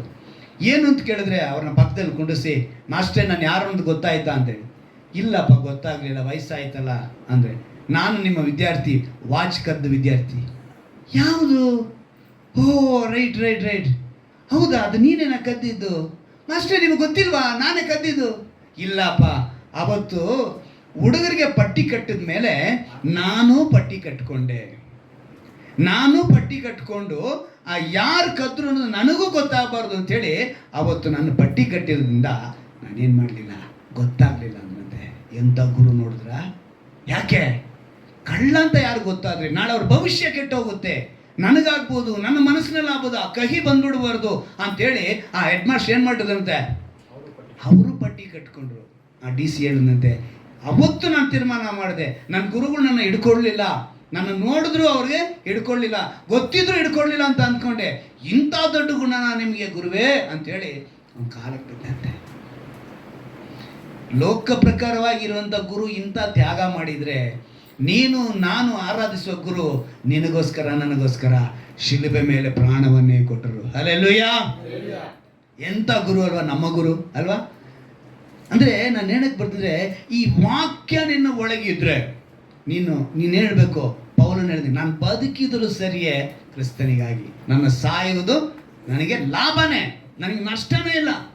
ಅಂದರೆ ಗಿನ್ನೀಸ್ ರೆಕಾರ್ಡಲ್ಲಿ ಇವತ್ತು ಬೆಸ್ಟ್ ಸೆಲ್ಲಿಂಗ್ ಬುಕ್ ಅಂತ ಹೇಳಿದ್ರೆ ಬೈಬಲ್ ಅಂತಾರೆ. ಏನಂತ ಹೇಳ್ತಾರೆ? ಆದರೆ ಇನ್ನೂ ಒಂದು ಪುಸ್ತಕ ಇದೆ, ಹ್ಯಾರಿ ಪಾಟರ್ ಪುಸ್ತಕ, ಅದೇ ಥರ ರೆಕಾರ್ಡು. ಆದರೆ ಅದನ್ನೂ ರೆಕಾರ್ಡ್ನ ಮುರಿದಿದ್ದು ಬೈಬಲ್. ಇವತ್ತಿಗೂ ಅಟ್ ಪ್ರೆಸೆಂಟ್ ನೀವು ಗೂಗಲಲ್ಲಿ ಸರ್ಚ್ ಮಾಡಿದ್ರೆ Guinness record best selling book ಯಾವುದು ಅಂತ ನೀವು ಹಾಕಿದ್ರೆ ಬೈಬಲ್ ಅಂತಾನೆ ತೋರಿಸುತ್ತೆ. ಅಷ್ಟು ಒಂದು ಪ್ರಖ್ಯಾತಿ ಹೊಂದಿ ಈ ಬೈಬಲ್. ಅವತ್ತಿಂದ ಇವತ್ತು ಎಷ್ಟೇ ಹಿಂಸೆಗಳನ್ನ ಅನುಭವಿಸು, ಏನೇ ಮಾಡಿದ್ರು ದೇವ್ರನ್ನ ಪ್ರಖ್ಯಾತಿ ಪಡಿಸೋಕೆ ದಾರಿ ಮಾಡಬಾರ್ದು ಅಂತೇಳಿ ಏನೇ ಪ್ರಯತ್ನ ಮಾಡಿದ್ರು ಕೂಡ ಅವ್ರ ನಾಮ ಪ್ರಖ್ಯಾತಿ ಹೊಂದುತ್ತಾನೇ ಇದೆ. ಅಂದರೆ ಇವತ್ತು ಕಾಲ್ಪನಿಕ ಕಥೆಗಳಿಗೆ ಎಷ್ಟು ಪ್ರಾಮುಖ್ಯತೆ ಕೊಡ್ತಾರೋ ದೇವರ ವಾಕ್ಯಕ್ಕೆ ಪ್ರಾಮುಖ್ಯತೆ ಕೊಡ್ತಿಲ್ಲ. ಅಂದರೆ ನಾವು ತಿನ್ನುವ ಈ ಆಹಾರ ಇದೆಯಲ್ಲ, ಒಳಗಡೆ ಹೋದ್ಮೇಲೆ ಅದು ನಮಗೆ ರಕ್ತದಲ್ಲಿ ಅಂದರೆ ಜೀರ್ಣ ಆಗುತ್ತೆ. ಜೀರ್ಣ ಆಗಿ ನಮ್ಮ ರಕ್ತದಲ್ಲಿ ನಮ್ಗೆ ಬೇಕಾದ ವಿಟಮಿನ್ನು, ಪ್ರೋಟೀನು ಎಲ್ಲ ಕೊಡುತ್ತೆ ಅಲ್ವಾ. ನಾವು ತಿನ್ನೋ ಆಹಾರ ಅದು ಯಾವುದೇ ಇರ್ಬೋದು, ನಾನ್ ವೆಜ್ಜೋ ವೆಜ್ಜೋ, ಅದು ಬೇಡ ವಿಷಯ, ಅದು ನಮ್ಗೆ ಒಳಗಡೆ ಹೋಗುತ್ತೆ. ಅಂದರೆ ತಿನ್ನೋ ಕೆಲಸ ಯಾರ್ದು? ಜೀರ್ಣ ಮಾಡಿಸೋ ಕೆಲಸ ತನ್ನ ಶರೀರದಲ್ಲಿರುವಂಥ ಅಂಗಾಂಗಗಳು. ಅದನ್ನು ಕೆಡಿಸ್ಕೊಂಡಿದ್ರೆ ಅದಕ್ಕೆ ಕೆಲಸ ಮಾಡಲ್ಲ. ಆದರೆ ಆರೋಗ್ಯವಾಗಿರುವಂಥವನು ತಿನ್ನಬೇಕಾಗಿರೋದು ಯಾರು? ನಾನು. ತಿಂದ ಮೇಲೆ ಕೆಲಸ ಮಾಡೋದು ಯಾವುದು? ಒಳಗಿರುವಂಥ ಅಂಗಾಂಗಗಳು. ಅದು ತನ್ನ ಕೆಲಸವನ್ನು ಮಾಡಿ ತನಗೆ ಎಲ್ಲೆಲ್ಲಿ ಯಾವುದಾದಕ್ಕೆ ಏನೇನು ಬೇಕು, ತಲೆಗೇನು ಬೇಕು, ಕೈಗೇನು ಬೇಕು, ಕಾಲಿಗೇನು ಬೇಕು, ಎಲ್ಲವನ್ನು ತಾನು ತಗೊಂಡು ಆ ವಿಟಮಿನ್, ಪ್ರೋಟೀನ್ ಎಲ್ಲ ಸಪ್ಲೈ ಆಗಿ ವೇಸ್ಟೇಜ್ ಅಂತ ಬರುತ್ತೆ ಅಲ್ವಾ. ಆ ವೇಸ್ಟೇಜ್ ನಾವೇನಾಗಬೇಕು? ಹೊರಗಡೆ. ಅದು ಒಳಗಿತ್ತು ಅಂದರೆ ಏನಾಗುತ್ತೆ? ನಿನ್ನ ಆರೋಗ್ಯ ಕೆಟ್ಟೋಗುತ್ತೆ. ಇವತ್ತು ಮನುಷ್ಯ ಎಂಥ ಕೋಟ್ಯಾಧಿಪತಿ ಆಗಿರ್ಬೋದು, ಎಂಥ ಸೆಲೆಬ್ರಿಟಿ ಆಗಿರ್ಬೋದು, ಯಾರೇ ಆದರೂ ತನ್ನ ವೇಸ್ಟೇಜ್ನ ಹೊಟ್ಟೆ ಒಳಗೆ ಇಟ್ಕೊಳ್ಳೋಕ್ಕೆ ಸಾಧ್ಯನೇ ಇಲ್ಲ. ಅದೇ ರೀತಿ ಈ ವಾಕ್ಯ ಯಾವಾಗ ಒಳಗೆ ಬಂದ್ಬಿಡುತ್ತೋ ನಿನ್ನಲ್ಲಿ ಪಾಪವೆಂಬ ವೇಸ್ಟೇಜ್ ಒಳಗಡೆ ಇರೋದಕ್ಕೆ ಸಾಧ್ಯ ಇಲ್ಲ. ಆದರೆ ಇವತ್ತು ನಾವೇನು ಮಾಡ್ತಾ ಇದ್ದೀವಿ? ವಾಕ್ಯ ಒಳಗೆ ಹೋಗದೇ ಇರೋದ್ರಿಂದ ಪಾಪವೆಂಬ ವೇಸ್ಟೇಜ್ ಒಳಗಿದೆ. ಹೇಗೆ ಲೋಕ ಪ್ರಕಾರವಾಗಿ ನಿನಗೆ ವೇಸ್ಟೇಜ್ ಒಳಗಡೆ ಇದ್ದರೆ ಮಲಬದ್ಧತೆ ಅಂತಾರೆ, ಅದಕ್ಕೆ ಏನೇನೋ ಚೂರ್ಣಗಳು ಅದು ಇದು ಅಂತಾರೆ. ಮನುಷ್ಯ ನೆಮ್ಮದಿಯಾಗಿ ನಿಂತ್ಕೊಳ್ಳೋಕ್ಕಾಗಲ್ಲ, ಕುತ್ಕೊಳ್ಳೋಕ್ಕಾಗಲ್ಲ, ಯಾವುದೇ ಕೆಲಸನ ಮಾಡೋಕ್ಕಾಗಲ್ಲ. ಶರೀರ ಒಪ್ಕೊತಾ ಇಲ್ಲ ರೀ, ವೇಸ್ಟೇಜ್ನ ಇಟ್ಕೊಳ್ಳೋಕೆ ಅದೇನು ಮಾಡ್ತಿಲ್ಲ, ಇಷ್ಟಪಡ್ತಾ ಇಲ್ಲ. ಆದರೆ ಹೊರಗಡೆ ಹೋಗದೆ ಇದಕ್ಕೆ ಕಾರಣ ನಿನ್ನ ಆಹಾರ ವಿಧದ ಪದ್ಧತಿ. ಅದರಿಂದ ಅದು ಒಳಗಡೆ ಏನಾಯಿತು? ವೇಸ್ಟೇಜ್ ನಿಂತೋಯ್ತು. ನೀನು ಅದನ್ನು ಸರಿಯಾಗಿ ಫಾಲೋ ಮಾಡಿದ್ರೆ ವೇಸ್ಟೇಜ್ ಹೊರಗೆ ಹೋಗುತ್ತೆ, ನೀನು ಆರೋಗ್ಯವಾಗಿ. ಅದೇ ರೀತಿ ದೇವರ ವಾಕ್ಯವು ನೀನು ಒಳಗೆ ಹೋದರೆ ಅದು ನಿನ್ನ ವೇಸ್ಟೇಜ್ ಆಗಿರೋ ಪಾಪವನ್ನು ಏನು ಮಾಡುತ್ತೆ? ಹೊರಗಡೆ ತಳ್ಳುತ್ತೆ. ಆದರೆ ನೀನು ಏನು ಮಾಡ್ತಿಲ್ಲ? ಒಳಗಡೆ ವಾಕ್ಯನ ಕಾಣಿಸ್ತಿಲ್ಲ. ಯೇಸು ಎಂಬ ಗುರುವನ್ನು ಹಿಂಬಾಲಿಸಿದ ಶಿಷ್ಯರಿಗೆ ಅಂದು ಕ್ರೈಸ್ತರು ಅಂತ ಕರೆಯೋದಕ್ಕೆ ಆ ವಾಕ್ಯ ತೋರಿಸಿದ್ರು. ಅಪೊಸ್ತಲ ಕೃತ್ಯಗಳು 11ನೇ ಅಧ್ಯಾಯ 26ನೇ ವಾಕ್ಯ. ಅಪೊಸ್ತಲ ಕೃತ್ಯಗಳು 11ನೇ ಅಧ್ಯಾಯ 26ನೇ ವಾಕ್ಯ. ಅಪೊಸ್ತಲ ಕೃತ್ಯಗಳು 11ನೇ ಅಧ್ಯಾಯ 26ನೇ ವಾಕ್ಯ. ಅವನನ್ನು ಕಂಡು ಅಂತಿಯೋಕ್ಯಕ್ಕೆ ಕರೆದುಕೊಂಡು ಬಂದರು. ಆಮೇಲೆ ಅವರು ಪೂರ 1 ವರ್ಷ ಸಭೆಯವರ ಸಂಗಡ ಕೂಡಿದ್ದು ಬಹು ಜನರಿಗೆ ಉಪದೇಶ ಮಾಡಿದರು. ಅಂತಿಯೋಕ್ಯದಲ್ಲಿಯೇ ಶಿಷ್ಯರಿಗೆ ಕ್ರೈಸ್ತರೆಂಬ ಹೆಸರು ಮೊದಲು ಬಂತು. ಹಲ್ಲೆಲೂಯಾ. ಕ್ರೈಸ್ತರು ಅಂತ ಯಾವಾಗ ಕರೆದ್ರು? ಅಂತಿಯೋಕ್ಯ ಪಟ್ಟಣದಲ್ಲಿ ಮೊದಲನೇದಾಗಿ ಕ್ರೈಸ್ತರು ಅಂತ ಕರೀತಾರೆ. ಆಗ ಕ್ರೈಸ್ತರು ಅಂತೇಳಿ ಕರೆದಾಗ ಯೇಸುವಿನ ಹಿಂಬಾಲಕರು, ಅನುಯಾಯಿಗಳು, ನಮ್ಮ ಭಾಷೆಯಲ್ಲಿ ಹೇಳಬೇಕು ಅಂದರೆ ಫಾಲೋಯರ್ಸ್. ಯಾರು? ಫಾಲೋಯರ್ಸ್. ಇವತ್ತು ಕ್ರೈಸ್ತರು ಅಂತ ಹೇಳುವಂಥ ನಮಗೆ ಯಾವ್ಯಾವ್ದ್ರಲ್ಲಿ ಫಾಲೋಯರ್ಸ್ ಇದ್ದಾರೆ ಗೊತ್ತಾ? ಫೇಸ್ಬುಕ್, ಇನ್ಸ್ಟಾಗ್ರಾಮ್, ಟ್ವಿಟ್ಟರ್, ಇನ್ನೂ ಇದೆ ಯೂಟ್ಯೂಬ್ ಚಾನೆಲ್ಸ್ ಅಲ್ವಾ? ಈ ಯೂಟ್ಯೂಬ್ ಚಾನಲಲ್ಲಿ ಇವಾಗ ತುಂಬ ಫಾಲೋಯರ್ಸ್ ಎಂಥವ್ರು ಅಂತೇಳಿ ಹೇಳ್ತೀನಿ ಹೇಳಿ, ಅದನ್ನು ಈ ಸೇವೆ ಬಗ್ಗೆ ಆ ಸೇವೆ ಬಗ್ಗೆ ಕೊರತೆ ಹೇಳೋದಕ್ಕೆ ಅಂತ ಕೆಲವೊಂದು ಇಟ್ಟಿರ್ತಾನೆ. ತೆಲುಗಿನಲ್ಲಿ ತುಂಬ ಜನ ಇದ್ದಾರೆ ಈ ಥರ. ರೋಸ್ಟ್ರಿಂಗ್, ಕ್ರಿಶ್ಚಿಯನ್ ರೋಸ್ಟ್ರಿಂಗ್ ಅಂತ ಒಬ್ಬ ಚಾನಲ್ ಇಟ್ಕೊಂಡಿದ್ದಾನೆ. ತಮಿಳಿನಲ್ಲಿ ಒಬ್ಬ ಪೌಲ್ ಹೆಸರನ್ನ ಇಟ್ಕೊಂಡ್ಬಿಟ್ಟಿದ್ದಾನೆ, ಪೌಲ್ ಟಿವಿ ಅಂತಲೇ ಇಟ್ಕೊಂಡ್ಬಿಟ್ಟಿದ್ದಾನೆ. ತುಂಬ ಜನ ಇದ್ದಾರೆ, ಒಂದೆರಡು ಹೇಳ್ತೀನಿ ನಾನು ಅಷ್ಟೇ. ಆದರೆ ನಾನು ಕನ್ನಡ ಚಾನಲಲ್ಲಿ ಯಾವುದು ಇನ್ನೂ ಸೇವೆ ವಿರುದ್ಧವಾದ ಯಾರು ಬಂದು ಮಾತನಾಡೋರು ಬಂದಿಲ್ಲ. ಇನ್ನೂ ಬೇರೆ ಥರ ಮಾತಾಡೋರಿದ್ದಾರೆ. ಆದರೆ ಕ್ರಿಶ್ಚಿಯನ್ಸಲ್ಲೇ ಇದ್ಕೊಂಡು ಕ್ರಿಶ್ಚಿಯನ್ ಚಾನಲ್ ಓಪನ್ ಮಾಡಿಕೊಂಡು ಕ್ರಿಶ್ಚಿಯನ್ ಬಗ್ಗೆನೇ, ಕ್ರೈಸ್ತರ ಬಗ್ಗೆನೇ, ಸೇವಕರುಗಳ ಬಗ್ಗೆ ಹೇಳುವಂಥ ಒಂದು ಚಾನಲ್ ಇದೆ. ಆದರೆ ಅದಕ್ಕೂ ಫಾಲೋಯರ್ಸ್ ಇದ್ದಾರೆ. ಯಾವುದಕ್ಕೆ?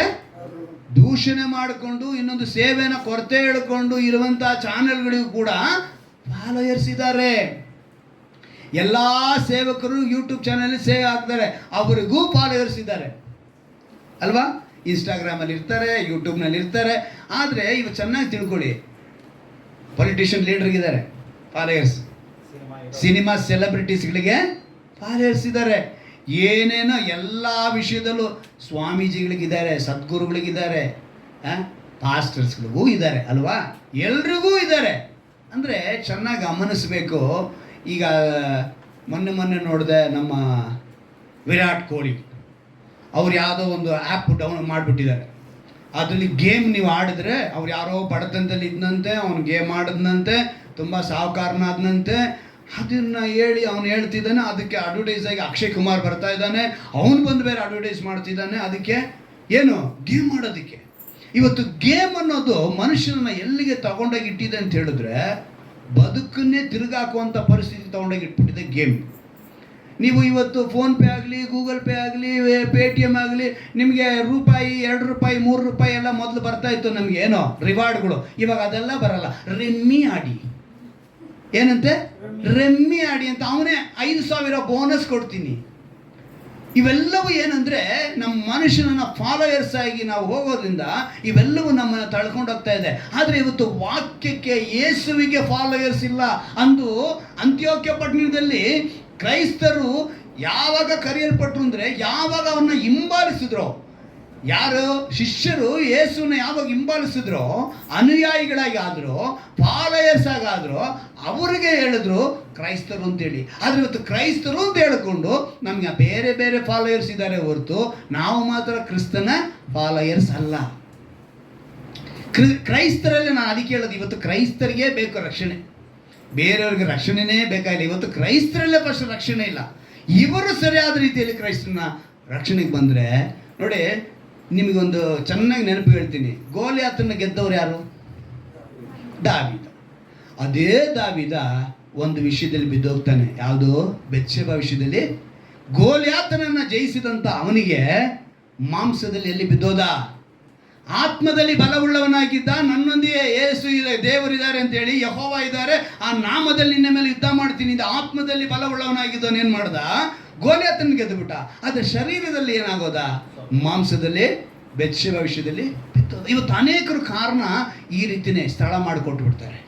ಕ್ರೈಸ್ತರಾಗೇ ಇರ್ತಾರೆ, ಗೋಲಿಯಾತನ ಗೆದ್ದಿರ್ತಾರೆ, ಆದರೆ ಮಾಂಸದಲ್ಲಿ ಏನಾಗ್ತಾರೆ? ಬಿದ್ದೋಗ್ತಾರೆ. ತಮ್ಮ ಆಸೆಗಳಿಗೆ, ಅಭಿಲಾಷೆಗಳಿಗೆ, ಮೋಹಗಳಿಗೆ, ನಮಗೆ ಬೇಕಾಗಿರುವಂಥ ಈ ಅಲ್ಪ ಒಂದು ಆಶೀರ್ವಾದಕ್ಕಾಗಿ, ಅಲ್ಪ ಸುಖಕ್ಕಾಗಿ, ಅಲ್ಪ ಸಂತೋಷಕ್ಕಾಗಿ, ಕ್ಷಣ ಮಾತ್ರದ ಸುಖಕ್ಕಾಗಿ, ಆ ಕ್ಷಣ ನಿಂಗೆ ಸುಖ ಸಿಗುತ್ತೆ, ಮರುಕ್ಷಣ ಇರಲ್ಲ. ಅದು ಯಾವಾಗ ಅದು ಇಳಿದೋಗುತ್ತೋ ನೀನೇನಾಗ್ತೀಯ? ಮತ್ತೆ ಅದೇ ದುಃಖ. ದೇವರು ಅದಕ್ಕೆ ಯೋಚನೆ ಮಾಡಿರುತ್ತೆ, ನಿನ್ನ ವಾಕ್ಯ ನಿನ್ನೊಳಗೆ ಬರಬೇಕು. ಲೋಕದಲ್ಲಿ 2 ಸ್ವರ ಕೇಳಿಸ್ತಾ ಇರುತ್ತೆ ಯಾವಾಗಲೂ ಮನುಷ್ಯನಿಗೆ. ಅದಕ್ಕೆ ಹೇಳಿದ ಅವತ್ತು ಮನಸ್ಸಾಕ್ಷಿಯಿಂದ ಯೋಸೇಫನ ಕಾಲದಿದ್ದಂತೆ ಇವತ್ತಿಗೂ ಆ ಮನಸ್ಸಾಕ್ಷಿ ಇದೆ ಅನ್ಯರು ಇವತ್ತು ಹೇಳ್ಬೋದು ನಮಗೆ ಯೇಸು ಬಗ್ಗೆ ಯಾರು ಹೇಳಂಗೇ ಇಲ್ಲ, ಅವ್ರಿಗೆ ಮನಸ್ಸಾಕ್ಷಿ ಕೊಟ್ಬಿಟ್ಟಿದ್ದಾರೆ. ಕ್ರಿಸ್ತನ ಬಗ್ಗೆ ಇವತ್ತು ಎಲ್ರಿಗೂ ತಿಳಿಯುವಂಥ ಅವಕಾಶಗಳು ಬಹಳ ಇದೆ. ಅನೇಕರು ಸ್ಕೂಲ್ಗೆ ಹೋದರೆ ಹೇಳ್ಕೊಡ್ತಾರೆ. ಇವತ್ತು ಎಲ್ಲ ಮಕ್ಕಳು 90% ಮಕ್ಕಳು ಕ್ರೈಸ್ತರ ಸ್ಕೂಲ್ಗಳೆಲ್ಲ ಓದ್ತಾ ಇರೋದು. ನೀನು ಹಿಂದೂ ಸ್ಕೂಲಲ್ಲಿ ಹೋದರೂ ಕೂಡ ಅಲ್ಲಿ ಕೂಡ ಪಾಠದಲ್ಲಿ ಯೇಸುವಿನ ಒಂದು ಫೋಟೋ ಬಂದ್ಬಿಡುತ್ತೆ, ಎಲ್ಲರ ಜೊತೆ ಎಲ್ಲ ದೇವರ ಜೊತೆ ಬಂದ್ಬಿಡುತ್ತೆ. ಅದು ಆ ಕ್ರಿಸ್ತನ ಫೋಟೋ ಅಲ್ಲಿ ಬಂದಿದ್ದ ತಕ್ಷಣ ಅವ್ರಿಗೆ ಗೊತ್ತಾಗಬೇಕು. ಈಗ ಯಾರು ನನಗೆ ಗೊತ್ತಿಲ್ಲ ಅಂತ ಹೇಳೋ ಹಾಗೇ ಇಲ್ಲ. ಮನಸ್ಸಾಕ್ಷಿ ಅನ್ನೋದು ಆಳ್ವಿಕೆ ಮಾಡ್ತಾನೆ ಇರುತ್ತೆ. ದೇವರಲ್ಲಿ ತಗೊಂಡೋಗಿ ನಮ್ಮನ್ನು ನಿಲ್ಲಿಸಿದ್ದಾರೆ. ಲೋಕದಲ್ಲಿ ಈ ಸತ್ಯವೇದದಲ್ಲಿ ಅಂದರೆ ದೇವರ ಸ್ವರ 2 ಥರ ಕೇಳ್ತಾ ಇರುತ್ತೆ. ಒಂದು ಕಡೆ ದೇವರು ಮಾತನಾಡ್ತಿರ್ತಾರೆ, ಇನ್ನೊಂದು ಕಡೆ ಶತ್ರು ಮಾತಾಡ್ತಿದ್ದಾನೆ. ಸತ್ಯವೇದದಲ್ಲಿ ಅದಕ್ಕೊಂದು ಉದಾಹರಣೆ ಹೇಳ್ತೀನಿ. ಮಾರ್ಕನ ಬರೋ ಸುವಾರ್ತೆ 5ನೇ ಅಧ್ಯಾಯ, ಮಾರ್ಕನ ಬರೋ ಸುವಾರ್ತೆ 5ನೇ ಅಧ್ಯಾಯ 21ನೇ ವಾಕ್ಯದಲ್ಲಿ ನಾವು ನೋಡುವಾಗ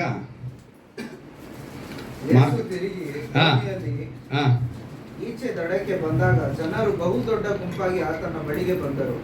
ಆತನು ಸಮುದ್ರದ ದಡದಲ್ಲಿದ್ದನು. ಆಗ ಸಭಾಮಂದಿರದ ಅಧಿಕಾರಿಗಳಲ್ಲಿ ಒಬ್ಬನಾದ ಯಾಯೀರನೆಂಬವನು ಬಂದು ಯೇಸುವನ್ನು ಕಂಡು ಆತನ ಪಾದಗಳಿಗೆ ಬಿದ್ದು, ತನ್ನ ಚಿಕ್ಕ ಮಗಳು ಈಗ ಸಾಯುತ್ತಾಳೆ, ಆಕೆಯು ವಾಸಿಯಾಗಿ ಬದುಕಿಕೊಳ್ಳುವಂತೆ ನೀನು ಬಂದು ಆಕೆಯ ಮೇಲೆ ಕೈ ಇಡು ಬೇಕೆಂದು ಎಂದು ಆತನನ್ನು ಬಹಳವಾಗಿ ಬೇಡಿಕೊಂಡನು. ಆತನು ಅವನ ಸಂಗಡ ಹೋದನು. ಇಲ್ಲಿ ಯಾಯಿರನೆಂಬ ಅಧಿಕಾರಿ, ಅವನ ಮಗಳು ಸತ್ತೋಗಿದ್ದಾಳೆ. ಇನ್ನೇನಂತ ಬರೆಯಲ್ಪಡೆ ನೋಡಿ, ಯಾಯಿರನೆಂಬವನು ಬಂದು ಯೇಸುವನ್ನು ಕಂಡು ಆತನ ಪಾದಗಳಿಗೆ ಬಿದ್ದು, ನನ್ನ ಚಿಕ್ಕ ಮಗಳು ಈಗ ಸಾಯುತ್ತಾಳೆ, ಅಂದರೆ ಸಾಯುವಂಥ ಪರಿಸ್ಥಿತಿಯಲ್ಲಿ ಇದ್ದಾಳೆ, ನನ್ನ ಮಗಳ ಮೇಲೆ ಕೈ ಇಡು ಅಂತೇಳಿ ಹೇಳ್ತಾರೆ ಅಲ್ವಾ. ಈಗ ಅಲ್ಲಿಂದ ನಾವು ನೆಕ್ಸ್ಟ್ ಈ ಕಡೆಗೆ ಬರಬೇಕು. 35ನೇ ವಾಕ್ಯಕ್ಕೆ ಬನ್ನಿ. ಈಗ ಇದು ಇವನು ಹೇಳ್ತಾನೆ ಈತ ಈ ಮಾತನ್ನು ಹೇಳಿದ ತಕ್ಷಣ ಯೇಸು ಏನು ಮಾಡಿದ್ರು ನೋಡಿ, ಬಂದು ಆಕೆ ಮೇಲೆ ಕೈ ಇಡಬೇಕೆಂದು ಆತನು ಬಹಳವಾಗಿ ಬೇಡಿಕೊಂಡನು. ಆತನ ಸಂಗಡ ಹೋದನು ಮತ್ತು ಬಹುಜನರು ಆತನನ್ನು ನೂಕಿಕೊಂಡೇ ಹಿಂದೆ ಹೋದರು. ಹಿಂಗೆ ಹೋಗ್ತಿರ್ಬೇಕಾದ್ರೆ 35ನೇ ವಾಕ್ಯದಲ್ಲಿ ಗಮನಿಸ್ತೀವಿ, ಆತನು ಇನ್ನು ಮಾತಾಡುತ್ತಿರುವುದಲ್ಲಿ ಸಭಾಮಂದಿರದ ಅಧಿಕಾರಿಯ ಕಡೆಯವರು ಬಂದು, ನಿನ್ನ ಮಗಳು ತೀರಿ ಹೋದಳು. ಏನು ಸ್ವರ? ಇನ್ನೊಂದು ಶಬ್ದ ಬರ್ತಾ ಇದೆ ಇಲ್ಲಿ. ಏನಂತ? ನಿನ್ನ ಮಗಳು ತೀರೋದ್ಲು ಅಂತ. ಆ ಪದ ಬರ್ತಿದ್ದಂಗೆ ನೆಕ್ಸ್ಟ್ ದೇವರ ಸ್ವರ 36ನೇ ವಾಕ್ಯದಲ್ಲಿ ಹೇಳ್ಬಿಟ್ಟಿದೆ. ಅವ್ರು ಹೇಳ್ತಾರೆ, ತೀರಿ ಹೋದಳು, ಇನ್ನೇಕೆ ಗುರುವಿಗೆ ತೊಂದರೆ ಕೊಡುವುದು ಅಂದರು. ಅವರು ಆಡಿದ ಮಾತನ್ನು ಯೇಸು ಲಕ್ಷ್ಯ ಮಾಡದೆ ಸಭಾಮಂದಿರದ ಅಧಿಕಾರಿಗೆ, ಅಂಜಬೇಡ, ನಂಬಿಕೆ ಮಾತ್ರ ಇರಲಿ ಅಂದರು. ಹಲ್ಲೆಲೂಯಾ. 2 ಶಬ್ದ ಕೇಳಿಸ್ತಾ ಇದೆಯಾ ಯಾಯಿರನಿಗೆ? ಒಬ್ಬರನ್ನ ಹೇಳ್ತಿದ್ದಾರೆ ನಿನ್ನ ಮಗಳು ಸತ್ತೋದ್ಲು ಅಂತ, ಆದರೆ ದೇವರು ಹೇಳ್ತಿದ್ದಾರೆ ನಂಬಿಕೆ ಮಾತ್ರ ಇರಲಿ.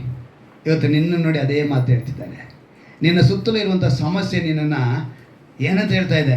ಸತ್ತೋದೆ ಅಂತ ಹೇಳ್ತಾ ಇದೆ. ಆದರೆ ಪಕ್ಕದಲ್ಲೇ ಯೇಸು ಹೇಳ್ತಿದ್ದಾರೆ, ಅಂಜಬೇಡ, ನಂಬಿಕೆ ಮಾತ್ರ ಇರಲಿ. Hallelujah, hallelujah, hallelujah. ಅವ್ರು ಹೇಳ್ತಿದ್ದಾರೆ ಅಂಜಬೇಡ, ನಂಬಿಕೆ ಮಾತ್ರ ಇರಲಿ. ಈ ವಾಕ್ಯ ಎಂಥದ್ದು ಅಂತ ಹೇಳಿದ್ರೆ ಸಜೀವವಾದದ್ದು, ಕಾರ್ಯಸಾಧಕವಾದದ್ದು, ಇಬ್ಬಾಯಿ ಕತ್ತಿಯಂತೆ ಹದವಾದದ್ದು, ಆತ್ಮ ಪ್ರಾಣವನ್ನು ವಿಭಾಗಿಸುವಂಥದ್ದು, ತೂರಿ ಹೋಗುವಂಥದ್ದು, ಹೃದಯದ ಆಲೋಚನೆಗಳನ್ನು ಉದ್ದೇಶಗಳನ್ನು ವಿವೇಚಿಸುವಂಥದ್ದು ಅಂಥೇಳಿ ಇಬ್ರಿಯರಿಗೆ ಬರೆದ ಪತ್ರಿಕೆಯಲ್ಲಿ 4ನೇ ಅಧ್ಯಾಯದಲ್ಲಿ 12ನೇ ವಾಕ್ಯದಲ್ಲಿ ಬರೆಯಲ್ಪಡೆ. ಈ ವಾಕ್ಯ ಅಷ್ಟು ಪವರ್ಫುಲ್, ಎಲ್ಲಿ ಬೇಕಾದ್ರೆ ಮುಗ್ಗುತ್ತೆ ಅದು.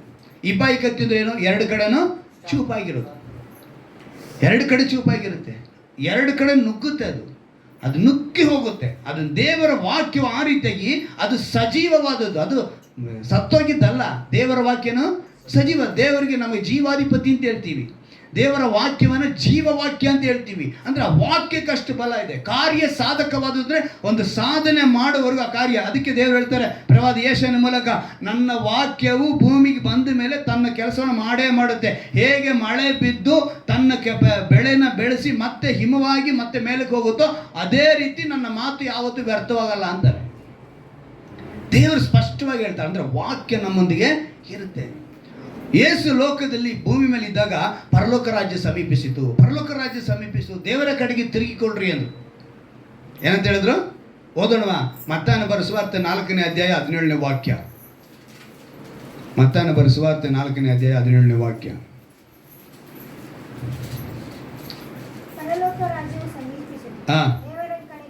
ಏನಂತ ಹೇಳ್ತಾರೆ? ಪರಲೋಕ ರಾಜ್ಯವು ಸಮೀಪಿಸಿತು, ದೇವರ ಕಡೆಗೆ ತಿರುಗಿಕೊಳ್ಳಿರಿ. ಇದು ಟ್ರಾನ್ಸ್ಲೇಷನ್ಗಳು 2-3 ಇದೆ ಕನ್ನಡದಲ್ಲೇ. ಒಂದು ಟ್ರಾನ್ಸ್ಲೇಷನಲ್ಲಿ ಪಶ್ಚಾತ್ತಾಪ ಪಡಿರಿ ಅಂತ ಬರೆಯಲ್ಪಟ್ಟಿದೆ, ಇನ್ನೊಂದು ಟ್ರಾನ್ಸ್ಲೇಷನಲ್ಲಿ ಮಾನಸಾಂತರ ಪಡಿರಿ ಎಂದು ಬರೆಯಲ್ಪಟ್ಟಿದೆ. ಈ ಟ್ರಾನ್ಸ್ಲೇಷನ್ನು ದೇವರ ಕಡೆಗೆ ತಿರುಗಿಕೊಳ್ಳಿ. ಪರಲೋಕ ರಾಜ್ಯವು ಸಮೀಪಿಸಿತು, ಪಶ್ಚಾತ್ತಾಪ ಪಡ್ರಿ ಅಂತ ಒಂದು ಟ್ರಾನ್ಸ್ಲೇಷನ್. ಇನ್ನೊಂದು ಟ್ರಾನ್ಸ್ಲೇಷನ್ ಹೇಳುತ್ತೆ ಪರಲೋಕ ರಾಜ್ಯ ಸಮೀಪಿಸಿತು, ಮಾನಸಾಂತರ ಪಡೆಯಿರಿ ಅಂತೇಳಿ. ಈಗ ಈ ಟ್ರಾನ್ಸ್ಲೇಷನ್ ಹೇಳ್ತಿದೆ ಪರಲೋಕ ರಾಜ್ಯವು ಸಮೀಪಿಸಿತು, ದೇವರ ಕಡೆಗೆ ತಿರುಗಿಕೊಳ್ಳಿರಿ. 3 ಒಂದೇನೆ ಅಲ್ವಾ? ಇದಕ್ಕೆ ಒಳ್ಳೆ ಇದು ನಿಮ್ಗೊಂದೇ ಒಂದು ಚಿಕ್ಕದ ಲಾಸ್ಟ್ ಪಾಯಿಂಟ್ ಹೇಳ್ಬಿಟ್ಟು ನಾನು ಮುಗಿಸ್ತೀನಿ. ಜಕ್ಕೆನ ಕುರಿತು ನಮಗೆಲ್ಲರಿಗೂ ಗೊತ್ತು ಅಲ್ವಾ? ಜಕ್ಕೆ ಯಾರು? ಸುಂಕ ವಸೂಲಿ ಮಾಡ್ತಿದ್ದ. ಈ ಸುಂಕ ವಸೂಲಿ ಮಾಡಿ, ಈಗ ನಾನು ಅದೇ ಹೇಳ್ತಾ ಇದ್ದೀನಿ, ಈ ದೇವರ ವಾಕ್ಯ ಸಜೀವವಾದದ್ದು, ಕಾರ್ಯಸಾಧಕವಾದದ್ದು, ಅದು ಇಬ್ಬಾಯಿ ಕತ್ತಿಗಿಂತ ಹದವಾದದ್ದು, ಅದು ಎಲ್ಲ ತೂರಿ ಎಲ್ಲವನ್ನು ವಿಭಾಗಿಸುವಂಥದ್ದು ಅಂಥೇಳಿ ನಾವು ನೋಡಿದ್ವಲ್ಲ. ಈ ವಾಕ್ಯ ಒಳಗೆ ಬಂದುಬಿಟ್ರೆ ಹೇಗೆ ಒಂದು ನಾವು ಆಹಾರ ನಾವು ಯಾವುದು ತಗೊಳ್ತೀವೋ ಅದು ಹೇಗೆ ಒಳಗಡೆ ಹೋಗಿ ತನ್ನ ಶರೀರಕ್ಕೆ ಬೇಕಾದಂಥ ಅಂಶಗಳನ್ನ, ವಿಟಮಿನ್ಗಳನ್ನ, ಪ್ರೋಟೀನ್ನ ಕೊಡುತ್ತೋ, ಹಾಗೆ ದೇವರ ವಾಕ್ಯ ಒಳಗಡೆ ಬಂದಿದ್ದ ತಕ್ಷಣ ಅದು ಕ್ರಿಯೆ ಮಾಡುತ್ತೆ. ಅದು ಜಕ್ಕೈನ ನಾವು ನೋಡ್ತೀವಿ, ಎಲ್ರಿಗೂ ಗೊತ್ತಿರೋ ವಿಷಯ. 1-2 ಮುಖ್ಯವಾದ ಅಂಶ ಅದ್ರಲ್ಲಿ ಕಾಣಿಸುತ್ತೆ ಇವತ್ತು ನಿಮಗೆ. ದೇವರು ಇವತ್ತಿನವರೆಗೂ ನೀವು ಕೇಳದಿರೋದನ್ನು ಅದರಲ್ಲಿ ಹೇಳ್ತಾರೆ ಜಕ್ಕೈನ ವಿಷಯದಲ್ಲಿ. ಏನು ಅಂತ ನೀವು ಗಮನಿಸ್ತೀರಾ? ಯಾಕಂತ ಹೇಳಿದ್ರೆ ಆ ಜಕ್ಕಯ್ಯ ಕುಳ್ಳ ಅಲ್ವಾ, ಗಿಡ್ಡ. ಅವನು ಏನು ಮಾಡಬೇಕು? ಕಿವಿ ಕೇಳಿಸ್ಕೊಂಡ. ಏನಂತ ಕೇಳಿಸ್ಕೊಂಡ? ಅದಕ್ಕೆ ಹೇಳಿದ್ದು ಕಿವಿ ಉಳ್ಳವನು ಕೇಳಲಿ ಹೇಳಿದ್ದು ದೇವರು. ಕೇಳಿಸ್ಕೊಳ್ತಾನೆ. ಏನಂದರೆ ಸ್ಪಾಟಲ್ಲಿ ಮಾಡಿದಾರಪ್ಪ, ಯಾರಿಗೋ ಕಣ್ಣಿಲ್ಲಂತೆ ಸ್ಪಾಟಲ್ಲಿ ಕಣ್ಣು ಕೊಟ್ಟಿದ್ದಾರಪ್ಪ. ಅರೆ ಯಾರೋ ಒಬ್ಬರು ಮಾತು ಬರ್ತಿಲ್ಲ ಅಂತ ಹೇಳಿದ್ರೆ ಸ್ಪಾಟಲ್ಲಿ ಕೊಟ್ಟಿದ್ದಾರಂತಪ್ಪ. ಅರೆ ಇನ್ನೊಬ್ರು ಯಾರೋ ಬಂದ್ಬಿಟ್ಟು ರೋಗ ಇತ್ತಂತೆ, ಸ್ಪಾಟಲ್ಲಿ ಗುಣಪಡಿಸಿದಾರಂತೆ, ಸ್ಪಾಟಲ್ಲಿ ದೆವ್ವನ್ ಬಿಡಿಸಿದಾರಂತೆ, ಸ್ಪಾಟಲ್ಲೇ ಎಲ್ಲ ಮಾಡಿದ್ದಾರೆ. ಅವರಂತರ ಸ್ಪಾಟ್ನಲ್ಲೇ ಇವತ್ತಿನ ಥರ ನೀವು 9 ವಾರ ಸಭೆಗೆ ಬನ್ನಿ, ಇವತ್ತು ನಾನು ಕೂದಲು ಹಿಡಿದು ಹಿಂಗೆ ಅಲ್ಲಾಡಿಸಿ ಬಿಟ್ಬಿಟ್ಟು ನಾಳೆ ಒಂದು ದಿವಸ ಬನ್ನಿ, ಉಪವಾಸ ಕೊಟ್ಟಕ್ಕೆ ಬನ್ನಿ, ಬಿಡುಗಡೆ ಉಪವಾಸ ಕೊಟ್ಟಕ್ಕೆ ಬನ್ನಿ ಅಂಥೇಳಿ ಯೇಸು ಹೇಳಲಿಲ್ಲ. ಯೇಸು ಬಿಡುಗಡೆ ಮಾಡಿದ್ರೆ ಸ್ಪಾಟಲ್ಲಿ ಬಿಡುಗಡೆ ಆಗಬೇಕು. ಅವರು ಇನ್ಸ್ಟಾಲ್ಮೆಂಟಲ್ಲಿ ನಡೆಸ್ತಿಲ್ಲ, ಇನ್ಸ್ಟಾಲ್ಮೆಂಟ್ ಸೇವೆನ ಮಾಡ್ತಿದ್ದಾರೆ ದೇವರು. ಇವತ್ತು ಸೇವೆಗಳಲ್ಲಿ ಇನ್ಸ್ಟಾಲ್ಮೆಂಟ್ ಸೇವೆ ಆಗಿಬಿಟ್ಟಿದೆ. ನೀವು ಹಂಗೆ ಸಭೆಗೆ ಬರ್ತಾ ಇರಬೇಕು. ದೇವರು ಆವಾಗಲೇ ಬಿಡುಗಡೆ ಕೊಡೋದು. ನಿನಗೆ ನಂಬಿಕೆ ಇದ್ದರೆ ಅಂಜಬೇಡ, ನಂಬಿಕೆ ಮಾತ್ರ ಇರಲಿ ಅಂತ ಹೇಳಿದ್ರು. ಯಾಯಿರನಿಗೆ ಏನು ಹೇಳಿದ್ರು? ನಂಬಿಕೆ ಮಾತ್ರ, ಅಂಜಬೇಡ ಅಂತ ಹೇಳಿದ್ರು. ಹೋದ್ರು, ಅವನಿಗೆ ಮಗಳನ್ನ ಬದುಕಿಸ್ಕೊಟ್ರು ದೇವರು, ಅದ್ಭುತ ಮಾಡಿದ್ರು. ನಿನಗೆ ಆ ನಂಬಿಕೆ ಬರಬೇಕು. ಇಲ್ಲಿ ಜಕ್ಕಯ್ಯ ಕೂಡ ಈ ಸುಂಕ ವಸೂಲಿ ಅಂದರೆ ಆ ಕಾಲದಲ್ಲೇ ಒಂದು ವಿಷಯ ನಡೀತೈತೆ. ಏನು ಗೊತ್ತಾ? ಈಗ ನಮ್ಮ ಭಾಷೆ ಈಗ ಹೇಳಬೇಕು ಅಂತ ಹೇಳಿದ್ರೆ ಟೆಂಡರ್ ಆಗ್ತಾನೆ. ಏನಂತ ಆಗ್ತಾನೆ? ಟೆಂಡರ್ ಆಗ್ತಾರೆ. ಆ ಟೆಂಡರಲ್ಲಿ ಹೋಗಿ ಅವನು ಕಾಂಟ್ರಾಕ್ಟ್ ತೊಗೊತಾನೆ. ಏನು ಹೇಳ್ತಾನೆ? ಸ್ವಾಮಿ ನಾನೇನೋ ನನ್ನ ಪಾಡು ನಾನು ಮಾಡ್ಕೊತೀನಿ, ನೀವು ಕೊಡಬೇಕಾಗಿರೋದನ್ನ ಕೊಟ್ಬಿಡ್ತೀನಿ. ಅವ್ರಿಗೆ ಕೊಡಬೇಕಾಗಿರೋದು 1. ಎಷ್ಟು ಕೊಡಬೇಕು? 1. ಇವನಿಲ್ಲಿ ವಸೂಲಿ ಮಾಡ್ತಾ ಇದ್ದಿದ್ದು 4. ಅವನು ಅದಕ್ಕೆ ಅವನೇನು ಮಾಡ್ದ? 1ಕ್ಕೆ ಇವನ್ನ ಅವ್ರು ಏನು ಹೇಳಿದ್ರು ಅಂತ ಹೇಳಿದ್ರೆ ಅಲ್ಲಿದ್ದಂಥ ಜನಗಳು, ಇವನೊಬ್ಬ ಶಾಪಗ್ರಸ್ತನು, ಇವನೊಬ್ಬ ಪಾಪಿ. ಆದರೆ ವೈದ್ಯನ ಯಾರಿಗೆ ಬೇಕಾಗಿತ್ತು? ರೋಗಿಗೆ ಬೇಕಾಗಿತ್ತು. ದೇವ್ರು ಹೇಳ್ತಾರಲ್ಲ, ನಾನು ಪಾಪಿಗಳನ್ನು ಹುಡುಕಿ ಬಂದೆ, ನಾನು ವೈದ್ಯನಾಗಿ ಯಾರು ರೋಗಿ ಇದ್ದಾನೋ ಅವನಿಗೆ ನಾನು ಬಂದೆ.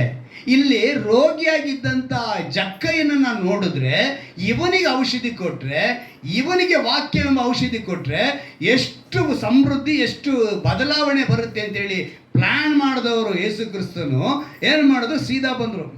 ಇಲ್ಲಿಗೆ ಬಂದು ನೋಡಿ, ಕೋವಿಡ್ ಟೈಮಲ್ಲಿ ಮಾಸ್ಕ್ನ 100 ರೂಪಾಯಿ ಕೊಟ್ಟು ನಾನು ತೊಗೊಂಡಿದ್ದೀನಿ. ಎಷ್ಟು ಕೊಟ್ಟು ತೊಗೊಂಡಿದ್ದೀನಿ? ಎಷ್ಟು ಚೆನ್ನಾಗಿ ಕೊಟ್ಟಿದ್ದೀರಾ? 100 ರೂಪಾಯಿ. 100 ರೂಪಾಯಿ.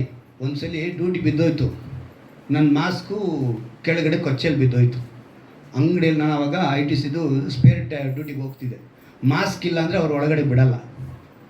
100 ರೂಪಾಯಿ ಕೊಟ್ಟು ತೊಗೊಂಡಿರಿ. ಇವತ್ತು 1 ರೂಪಾಯಿಗೆ ಸಿಗುತ್ತೆ ಮಾಸ್ಕ್. ಇವತ್ತೆಷ್ಟು? 2 ರೂಪಾಯಿಗೆ ಸಿಗುತ್ತೆ. ಎಷ್ಟು ಮೋಸದ ವ್ಯಾಪಾರಗಳು. ಕೋವ್ಯಾಕ್ಸಿನ್, ಕೋವಿಶೀಲ್ಡು ನಂತರ ಈಗ ಅದರ ಬೆಲೆ ಕೇಳಿದ್ರೆ ನಿಮ್ಗೆಲ್ಲ ಆಶ್ಚರ್ಯ ಆಗುತ್ತೆ. ಕೇವಲ 13 ರೂಪಾಯಿ ರೀ ಅದು. ಎಷ್ಟು ಅದು? ಆದರೆ ಲಕ್ಷಗಟ್ಟಲೆ ಮಾರೋದು. ಆಕ್ಸಿಜನ್ನು ನಮ್ಮ ನಾದಿನಿ ಗಂಡ ತೀರ್ಕೊಂಡೇ ಬಿಟ್ಟ ಪಾಪ ಕೋವಿಡ್ ಟೈಮಲ್ಲಿ. ಲಕ್ಷಗಟ್ಟಲೆ ಇದೆ, ಸುಲಿಗೆ ಮಾಡಿದ್ರು. ಈ ಪ್ರಪಂಚ ಅಂತ ಒಂದು ಕ್ಯಾರೆಕ್ಟರ್ ಇದ್ದವನು ಯಾರು? ನಮ್ಮ ಜಕ್ಕಯ್ಯ. ಜಕ್ಕಯ್ಯ ಕ್ಯಾರೆಕ್ಟ್ರೇನು? ಇಂಥ ಸುಲಿಗೆ ಮಾಡೋನು. ಇವನಲ್ಲಿ ಇನ್ನೇ ಹೇಳಬೇಕು ಅಂತ ಹೇಳಿದ್ರೆ, ಹೆಣದ ಮೇಲೆ ಕಾಸಿದ್ರು ಕೂಡ ಹೋಗಿ ಎತ್ಕೊಂಡ್ಬಿಡೋನು. ಎಂಜಲ್ ಕೈಯಲ್ಲಿ ಕಾಗೆನ ಓಡಿಸಲ್ಲ ಅವನು. ಅಂಥ ಕ್ಯಾರೆಕ್ಟರ್ ಇದ್ದಂಥ ಜಕ್ಕಯ್ಯ ಮೇಲೆ ಕುಂತು ನೋಡ್ತಾ ಇದ್ದಾನೆ. ಇಂಥ ಕ್ಯಾರೆಕ್ಟರ್ನ ಬದಲಾಯಿಸಿದ್ರೆ ಎಷ್ಟು ಬೆಳಕು ಬರುತ್ತೆ ಅಂತ ಪ್ಲಾನ್ ಮಾಡಿದವ್ರು ಯೇಸು ಕ್ರಿಸ್ತು ಸೀದಾ ಬಂದರು. ಮೇಲೆ ಏನಕ್ಕೆ ಕುಳ್ತೀಯ, ಬಾರೋ ನಿಮ್ಮ ಮನೆಗೆ ಬರ್ತೀನಿ ಅಂತ ಹೇಳಿದ್ರು. ಇವನು ಖುಷಿಯಲ್ಲಿ ಇವನೇನು ಅನ್ಕೊತಾ ಇದ್ದಾನೆ, ಸೆಲೆಬ್ರಿಟಿ ನಮ್ಮ ಮನೆಗೆ ಬರ್ತಿದ್ದಾರೆ, ಇನ್ನು ನಮ್ಮ ಬಿಸ್ನೆಸ್ ಇನ್ನಷ್ಟು ಟಾಪ್ ಮೇಲೆ ಹೊಟ್ಟೋಗುತ್ತೆ ಅಂತ. ಏನಂತ ಅನ್ಕೊಂಡ? ನಮ್ಮ ಬಿಸ್ನೆಸ್ ಇನ್ನು ಟಾಪ್, ಇನ್ನು ನಾವು ಸುಲಿಗೆ ಇನ್ನೂ 4 ರೂಪಾಯಿ ಹೆಂಗೆ. ಆದರೆ ನಮ್ಮ ಗುರು ಯಾರು? ನಮ್ಮ ರಬೂನಿ ಯಾರು? ಹೋದ್ರು, ಅವನ ಮನೇಲಿ ಕುಳಿತುಕೊಂಡ್ರು. ಏನು ಬೋಧನೆ ಮಾಡೋದು ಅಂತೇಳಿ ಸತ್ಯವೇದ ಬರೆದಿಲ್ಲ, ಆದರೆ ರಿಯಾಕ್ಷನ್ ಮಾತ್ರ ಬರೆದಿದ್ದಾರೆ. ಏನಂತ ಹೇಳಿದ್ರೆ, ಅಪ್ಪ ನನ್ನ ಅರ್ಧ ಆಸ್ತಿ ಕೊಟ್ಬಿಡ್ತೀನಿ, ಅಪ್ಪ ನಾನು ಒಂದನ್ನು ತಗೊಂಡಿದ್ನ 4 ಕೊಟ್ಬಿಡ್ತೀನಿ ಅಂದ. ಹಲ್ಲೆಲೂಯಾ. ಈಗ ಯೋಚನೆ ಮಾಡಿ, ಯಾವತ್ತು ಕೇಳಿದಿರೋಂಥ ಅಂಶ ನಿಮಗೆ ಹೇಳ್ತಿರೋ ದೇವರು.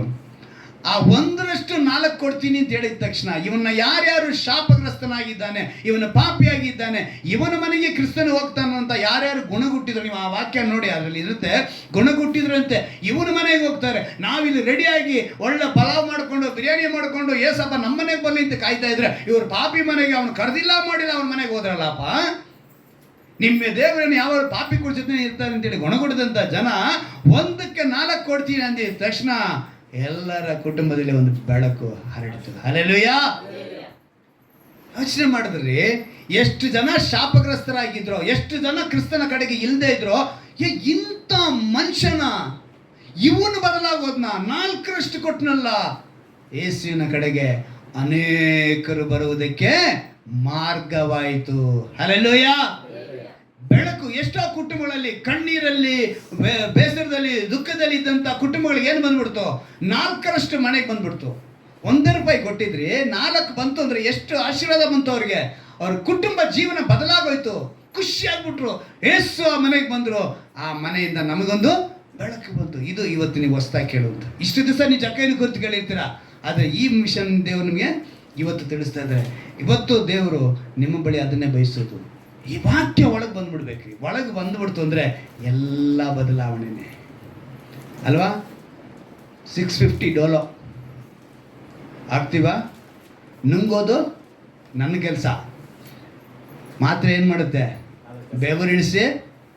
ಸುಮ್ಮನೆ ಇರಲ್ಲಪ್ಪ ಅದು. ಬೆವರು ಇಳಿಸುತ್ತಾ ಇಳಿಸಲ್ವಾ? ಇಳಿಸಿದ್ರೇನೆ ನಿಮ್ಗೆ ಜ್ವರ.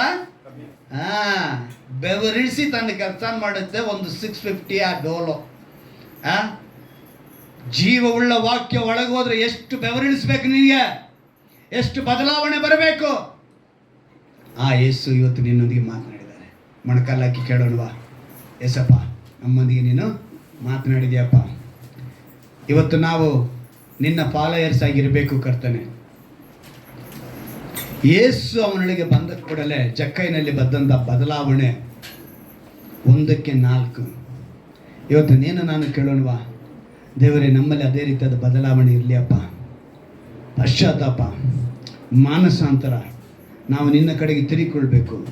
ಪರಲೋಕ ರಾಜ್ಯ ಸಮೀಪಿಸಿದೆ ಎಂದು ನಾವು ತೀರ್ಮಾನಿಸೋಣ.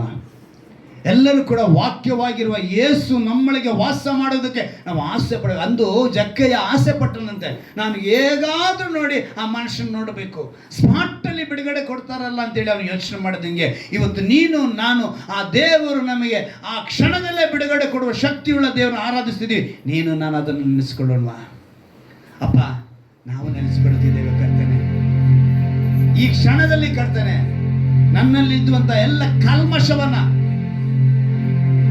ವೇಸ್ಟೇಜ್ಗಳನ್ನ, ಪಾಪವೆಂಬ ವೇಸ್ಟೇಜ್ನ, ಪಾಪವೆಂಬ ಕಲ್ಮಶವನ್ನ, ಪಾಪವೆಂಬ ಅಶುದ್ಧವನ್ನ, ನನ್ನಲ್ಲಿರುವಂಥ ಸ್ವಭಾವಗಳು, ಗುಣಗಳು, ಪಾಪಕ್ಕೆ ಅಧೀನರಾಗಿರುವಂಥ ಎಲ್ಲ ಸ್ವಭಾವಗಳು, ಗುಣಗಳನ್ನ ಕರ್ತನೆ, ಈಗಲೇ ಈ ಕಲ್ಮಶವನ್ನು ತೆಗೆದುಹಾಕುವುದಕ್ಕೆ ನಿನ್ನ ವಾಕ್ಯವಾಗಿರುವ ಯೇಸಯ್ಯ ನೀನು ನನ್ನೊಳಗೆ ವಾಸ ಮಾಡು ಅಂತೇಳಿ ಯಾರ್ಯಾರು ಒಪ್ಪಿಸಿಕೊಡುತ್ತಿದ್ದಾರೋ ಅವರೆಲ್ಲರಿಗೂ ಕೂಡ ಕರ್ತನೆ, ವಾಕ್ಯವಾಗಿರುವ ದೇವರ ಒಳಗೆ ನೀನು ಪ್ರವೇಶಿಸಪ್ಪ.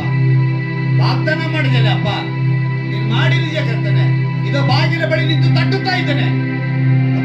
ಯಾವನಾದ್ರೂ ನನ್ನ ಸ್ವರವನ್ನು ಕೇಳಿ ಬಾಗಿಲನ್ನು ತೆರೆದರೆ ನಾನು ಒಳಗೆ ಬಂದು ಅವನ ಸಂಗಡ ಊಟ ಮಾಡುವೆನು, ಅವನು ನನ್ನ ಸಂಗಡ ಊಟ ಮಾಡುವೆನು ಮಾತಿನಂತೆ. ಇದೋ ಕರ್ತನೆ, ನೀವು ತಟ್ಟುತ್ತಾ ಇದೆಯಾ? ನಾವು ಗಮನಿಸಿದ್ದೇವೆ, ತೆಗೆಯುತ್ತಿದ್ದೇವೆ, ಅವಕಾಶ ಕೊಡ್ತಿದ್ದೇವೆ. ನಮ್ಮೊಳಗೆ ವಾಸ ಮಾಡು, ನಮ್ಮೊಳಗೆ ವಾಸ ಮಾಡು ಎಂದೇಳಿ ಯಾರ್ಯಾರು ಒಪ್ಪಿಸಿಕೊಡುತ್ತಿದ್ದಾರೋ ಈ ವಾಕ್ಯವನ್ನು ಕೇಳುವಂತ ಸಮಯ ಯಾವುದೇ ಗಳಿಗೆ ಇರಲಿ, ಯಾವಾಗಲೇ ಇರಲಿ ಕರ್ತನೆ, ಕೇಳುವಂತವರು ಒಪ್ಪಿಸಿಕೊಡುವಾಗ ವಾಕ್ಯವಾಗಿರುವಾಗ ಎಸೆಯ ಇಬ್ಬಾಯಿ ಕತ್ತಿಯಂತೆ ಕಾರ್ಯ ಸಾಧಕವಾಗುವಂತೆ, ಎಸೆಯ ಕೀಲು ಮಂಚಗಳನ್ನ ದೂರಿ ಹೋಗುವಂತೆ ನಿನ್ನ ವಾಕ್ಯ ಒಳಗೆ ಹೋಗಿ ಪಾಪವನ್ನ ಕಿತ್ತಾಕಿ ಇವರೆಲ್ಲರನ್ನು ಕರ್ತನೆ ಪರಿಶುದ್ಧರಾಗಿ ಮಾರ್ಪಡಿಸಿ ನಿನ್ನ ರಾಜ್ಯದಲ್ಲಿ ಸೇರಿಸಬೇಕನ್ನ ಪ್ರಾರ್ಥಿಸ್ತೇನೆ. ಅಂದು ಜಕ್ಕಯ್ಯನ ಕುಟುಂಬಕ್ಕೆ ರಕ್ಷಣೆ ಬಂದಂತೆ ಇವತ್ತು ಕ್ರೈಸ್ತರಾಗಿರುವಂತಹ ಅನೇಕರು ಕರ್ತನೆ ರಕ್ಷಣೆ ಇಲ್ಲದೆ ಇದ್ದ ಬದುಕಿದ್ದಾರಪ್ಪ. ಇವತ್ತು ಈ ವಾಕ್ಯ ಒಳಗೆ ಪ್ರವೇಶಿಸಿ ಇವರೆಲ್ಲರಿಗೂ ಕರ್ತನೆ ಯೇಸುವಿನ ನಾಮದಲ್ಲಿ ಕೇಳುತ್ತಿದ್ದೇನೆಪ್ಪ, ಆ ರಕ್ಷಣೆ ಉಂಟಾಗಲಿ ಪ್ರಾರ್ಥಿಸ್ತೇನೆ. ಎಲ್ಲಾ ವಿಧವಾದ ಬಲಹೀನತೆಗಳನ್ನು ತೆಗೆದಾಕು. ಅವತ್ತು ಯಾಯಿರನ ಮಗನಿಗೆ ಯಾಯಿರನಿಗೆ ಹೇಳಿದಂತೆ ಅಂಜಬೇಡ, ನಂಬಿಕೆ ಮಾತ್ರ ಇರಲಿ ಅಂತ ಹೇಳಿದ ಪ್ರಕಾರ ಇವತ್ತಿಗೂ ಇವರಿಗೆ ನೀನು ಹೇಳುತ್ತಿದ್ಯಪ್ಪ, ಅಂಜಬೇಡಿ, ನಂಬಿಕೆ ಮಾತ್ರ ಇರಲಿ. ವಾಕ್ಯವಾಗಿರುವ యేసయ్య ಬಿಡುಗಡೆಯನ್ನು ಕೊಡುತ್ತಾರೆ, ವಾಕ್ಯವಾಗಿರುವ యేసయ్య ಆಶೀರ್ವಾದವನ್ನು ದಯಪಾಲಿಸ್ತಾರೆ, ವಾಕ್ಯವಾಗಿರುವ యేసయ్య ನಿಮ್ಮನ್ನು ಪರಲೋಕ ರಾಜ್ಯಕ್ಕೆ ನಡೆಸುವರಾಗಿದ್ದಾರೆ. ನಿಮ್ಮ ರಕ್ಷಕನೇ ವಿಮೋಚಕನೇ ವಾಕ್ಯಕ್ಕೆ ಒಪ್ಪಿಸಿಕೊಂಡಂತ ಪ್ರತಿಯೊಬ್ಬನ ಆಶೀರ್ವದಿಸಿ ಸ್ವಸ್ಥತೆ ಬಿಡುಗಡೆ ಕೊಡು. ನಮ್ಮ ರಕ್ಷಕನ ವಿಮೋಚಕನಾಗಿರುವ ಯೇಸು ಕ್ರಿಸ್ತನ ನಾಮದಲ್ಲಿ ಪ್ರಾರ್ಥಿಸಿ ಬೇಡಿ ಅಂತ ಜೀವನ ತಂದೆ. ಆಮೆನ್.